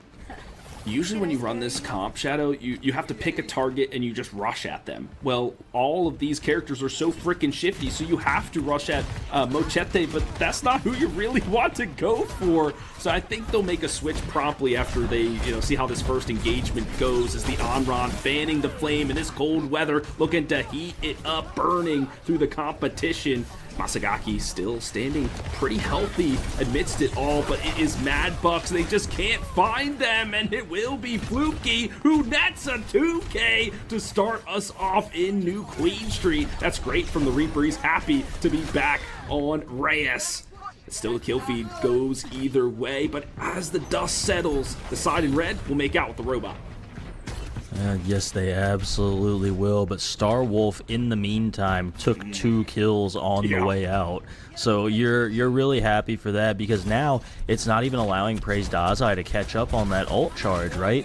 Dying in that moment like they did, they're going to stay behind Star Wolf. So it's just really unfortunate for the ult charge. That's going to be a crucial ultimate battle that we see. Who can get to the Kitsune Rush first? And the Junk Queen loves Kitsune Rush. She wants those quick cooldowns, especially with the Battle Axe, the Carnage just tearing through people. But her health bar torn through in an instant, charged up and laser beaming everybody down as Mochete. They find themselves a 2K, and they get the robot back. They do indeed. 40 meters was gained for the side of the Emerald Eagles. Masagaki going to swap over to the Ramatra now. Again, I like this pick better than the Queen, at the very least, right? But I think it's an instance again where I think they're trying to reinvent the wheel, and they didn't necessarily need to. I feel like the Mauga comp would work really well into what EIG is playing. I agree, and you've got the Reaper, so just give it a try, right? What do you got to lose? 8 minutes on the clock. But they say we might lose our spot in Season 17, Philly. But the meterage reclaimed from the Assassins, the Kitsune Rush online. But it is the Tectonic Shock pop first. The Death Blossom blooming onto the battlefield, but only claims 1 victim still. The side in blue is the one to come out on top. And now it's kind of a problem where Emerald Eagles is just playing back and so passive. They're not like aggressing onto anybody. And again, it's another kind of example where that Mauga will allow you to do that, because you can't play Mauga anyway except by being aggressive into the enemy team. Whereas there are other characters where you can do that. And oh my goodness, Praise Dazai is down. You already lost your Kiriko. Oh, and the Graviton just for the cherry on top, and the Nemesis form just delays the inevitable. They give the kill over to Mad Bucks to get them back to their Tectonic Shock. This is just decisive work from the Assassins, and the robot will turn around, but he'll say pick a direction please, and the direction will be forward for the Assassins. Oh. It is, and Mad Bucks just dashing around like mad. Oh, I didn't even mean to do that. on the Venture, and Emerald Eagles has now opted to swap onto that Malga once the bot has gotten 80 meters. Will this be the character to see them to a victory, or at least stabilize them in this next fight? They desperately need something. The EMP will connect onto 3, but the sound barrier in response, keeping everybody healthy, sustaining through it. The Kitsune Rush layered. That's fortunate, but what's not fortunate is the Emerald Eagles don't get any kills. No, they do not at all. There is just nothing to be found here, and that bot is going to just continue to push its way forward. We are up over 100 meters. Eclipse swapping over to that Bastion, just trying to find some sort of answer here. I mean, Hippie said potentially not going to be 10 minutes, y'all. This could just be gone in an instant. The tectonic shock looking to put people 6 feet under. Mad Bucks finds one. The Vermilion Scent finds another. This guy is too damn good. The Zarya doesn't even stand a chance. And this bot rolling all the way home. And the Assassin's clinical in finishing this. Wait, what? A pause? Eclipse, he's left the circle. Well, Eclipse said, I have had enough of this game, so let me get up out of here. It will eventually be a cap, I suppose, but for the time being, I believe we have to wait and see if Eclipse is coming back. So, yeah, interesting way for that to go right now. I mean, Shadow, do you blame him? This is a tough look, right? You had really good momentum the first 2 games. Now you're on the verge of a reverse sweep. You're just getting steamrolled with 5 minutes still left on the clock. A lot of the meterage not going your way. Would break a couple people's mental for sure. No, absolutely. And like I said, it just feels like Emerald Eagles just doesn't... it seems like they forgot how to play their comp, honestly. Like, like they were playing it so well on Samoa, and it seems like they've just forgotten since then how the composition works exactly, because we're just not seeing any sort of engagements that are timely or anything. It's tough. This is where you really need a captain to kind of bring everybody together, or a vibes person, right? To just rally everybody like, come on, let's do it. Let's finish this things out. We're competitors. We're members of the CGL. We want to put on a good show and just show everybody what the Emerald Eagles are made of. We need that person. And they need a miracle right now. The Eagles, they are crashing onto the point with everything. They've got legs now. I'm seeing the Soldier with a Helix rocket, and it will be the Winston. He jumps on through the Scientist, discovering a way to victory potentially, but the Graviton will vacuum everybody in and vacuum them into the gray screen. A straight up victory for the Assassins. I mean, what a reverse sweep it was, too. EIG Assassins showing us exactly why they are that third-place team this entire season in the Diamond tier. And a lot of it has to do with that Venture coming out from Mad Bucks. It was insane for the rest of the series. We see exactly why it got banned out on map 1. Got to get rid of that immediately and try and do something about it the rest of the series. And Emerald Eagles just had no answer for it. I'll tell you what, Shadow. Mad Bucks makes me want to go play Venture right now. That's like, I don't play many DPS characters. Venture is one of them, and I'm having an itch where I'm like, I gotta go play some Venture games. Like, that guy was sick with it each and every map. But wow, what a series we have. The Assassins have booked their ticket to play the BGSU Falcons, and sadly the Emerald Eagles have booked their ticket home here for Season 17. Yeah, it's a valiant effort from Emerald Eagles. They did a great job there. They just could not quite finish it out, unfortunately for them, especially to lose in reverse sweep fashion, showing that you clearly were on par with this team. You just couldn't quite pull it out in the end. Oof. I'll tell you what, though, we certainly got a number of wonderful replays captured from this series. Some great clutch moments, impactful ultimates, and I love to see the player cams, right? We got to see Eclipse, we got to see Deluge. That was great to see how they reacted, some of the whimsicalness they brought to it, so I hope that's a feature we can highlight further on in the CGL. Maybe Season 18 will have a lot of players willing to put their cams forward. So just a fantastic effort all around from both these squads. excited to see how this Assassins move forward in this series. Yeah, and I mean, as you can see right there, there is the map scores that we had throughout. It was a back and forth affair, you know, throughout the entirety of this series. The reverse sweep coming through from EIG. Not an easy thing to do, recover from going down 2-0. 100%. And we'll take a look at also the bans throughout this series, and there sure were a lot of them. Most we guessed correct, some surprised us. That Venture, at first we were like, what's this all about? And then we learned today, Shadow Fang, why this character was taken off the board. Mad Bucks just ran away with it. But praise, have to highlight her immensely on that Zenyatta. There's a reason there was that target ban on Rialto, incredibly useful with those discords, finding kill after kill. I mean, these teams did their research when going into this game. Yeah, they remembered their 5-map series from week 5, right? They were like, okay, I remember these people. I know exactly what they was playing. But we need to not let them do what they want to do here. 100%. Well, my wonderful friends at the CGL, we do have an interview, so we have to get that prepped for you. We're headed to a short break. We'll see you on the other side.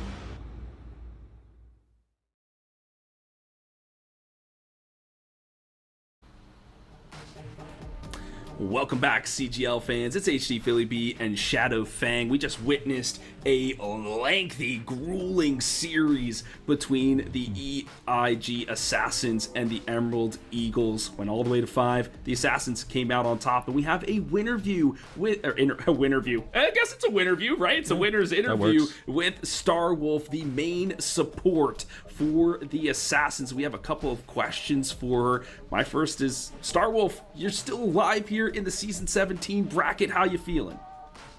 I need alcohol.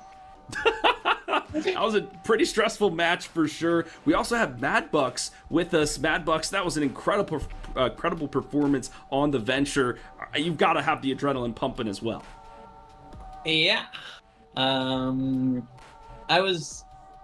When we lost those first two, I was not expecting to win that, but I don't know, I just had to lock in, I guess. Fair enough. You got to battle to the very end. Shadow, he's our tactician on the desk. He's got a couple questions for you all as well. Well, I mean, just to kind of follow up on what you were saying right there, right? What was it that really changed between maps 2 and 3? Because it went from what looked like Emerald Eagles mostly dominating to y'all just mostly dominating. So what was the big shift between maps 2 and 3? But low-key, we kind of just, like, stopped face-tanking them. Like, we kind of realized that we can't match the brawl, so we kind of, like, pulled back slightly, and then we just locked Hazard and Venture. And, you know. Yeah. I just didn't get off Venture, and then it worked. Yeah. That was the key, right? Just play the Venture hero and just go at everyone that is not the front line. But also, so with y'all winning this match, you're going to move on and you're going to have a match against BGSU. Do you have any thoughts about that team going into that series? Being completely honest, I haven't seen a single game from any other people. I've just been kind of playing. We haven't versed that team in so long. I don't know what to expect. Low-key. Oh, I got nothing. Okay. Fair enough. We were looking for some fight words, you know, get the people going. Okay, like, it's been a minute, okay? I mean... No worries. It's all fun here at the CGL. My friends, I still have at least one more question for me from a tactical standpoint. Star, how do you keep yourself calm through it? Because there were so many times you were under pressure on that support role, whether it was the Kiriko, the Ana, but we were looking at the kill feed like, what? She got another kill and another kill? It was incredible work from you. I used this thing called TP, essentially, it was Swift Step a lot. And I like going into the back line. I mean, it was kind of like, I kind of just realized that they don't really like look around if I'm just chilling. So it's kind of easy just to kill them. Okay, just straight up confidence, I'm better than you kind of thing. For sure. Okay, and Mad Buck's the same. I mean, there were a lot of times where you had to put in a Herculean effort with a great tectonic shock or find a great pick into the back line. How do you keep your mental as you go through a long series like this? A highlight a specific point was map 2, like right before they won, is, I don't know, you kind of just ball, and then honestly, I lived longer than I thought I would for that entire point, and then slowly my hands started shaking. I thought he was gonna die. I had no faith. Yeah, we were kind of thinking the same. I was like, nah, he's dead. Oh no, he's alive. Okay.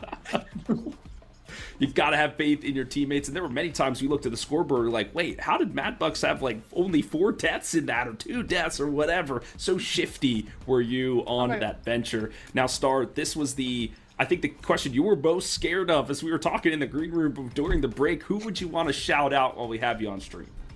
Bro, what the fuck? I mean, obviously me, right? Yeah, you know, that's it, but it's just mad, you know? I don't... it's honestly a bit of achievement for Mad not to have more than 10 deaths, so that was the thing.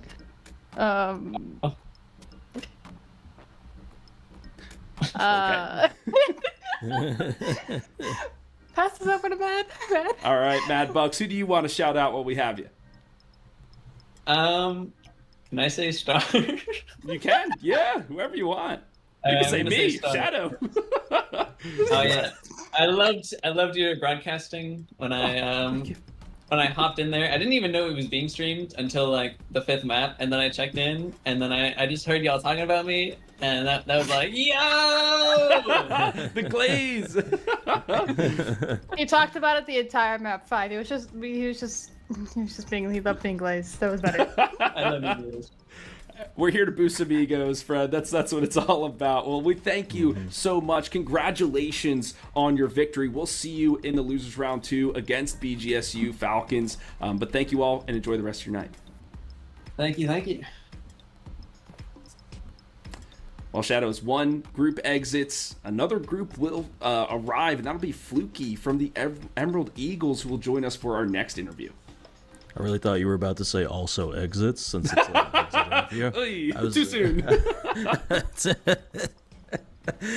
Oh my goodness. All right, Fluky, can you hear us? Yes, I can. Fantastic. Well, thank you so much for joining us for an exit interview. We just have a couple questions for you. Mine is, what did you learn this season playing with the Emerald Eagles? Oh man, this is my first time ever managing a team. Yeah. So honestly, just learning how to manage, learning how to keep, players' attitudes and, oh, hey, who's free this time? Who's free this time? Who plays what? All this just coming up together. Like, it's a bit time consuming, but I wouldn't trade it for anything with this team, man. Like, these are my ride or dies. Like, I have had the most fun ever with this team, just doing stupid stuff, whatever it may be. I mean, I wouldn't trade it for anything, really. I've learned just how to manage in general. Fantastic. Shadow? Yeah, I mean, big time skills for sure. And, if you were to pinpoint, like, it can be a moment or a series of moments, but just anything from the season that just really stands out to you as like, oh, that was an awesome thing that happened. And like I said, it can be one thing or just several things. If I had to say one moment, it's probably the EIG Scouts game. Rest in peace to them. What a fun team to fight. It was very good. That was kind of the turnaround. That's when I was like, this team has already grown so hard from the beginning. If that's the kind of play we're putting out and all that stuff, like that's what really mattered to me was, yes, let's start working together. Like, this is what we're going to be doing, working together as a team, scrimming more, everything like that. That's kind of where that turnaround started happening for the positive. Fantastic. Well, I guess the question maybe everybody is asking, will we see the Emerald Eagles in Season 18? That's not really a decision up to me. No guarantees, but my hope would be yes. I would love to come back and manage and play and do whatever that might be. I can't give a definite answer just because that's just how the club teams work, but I would love to make sure that they're still hanging around in Season 18. Fair enough, and I'm sure we will see them flying high once again. Fluky, while we have you, is there anybody you would like to shout out?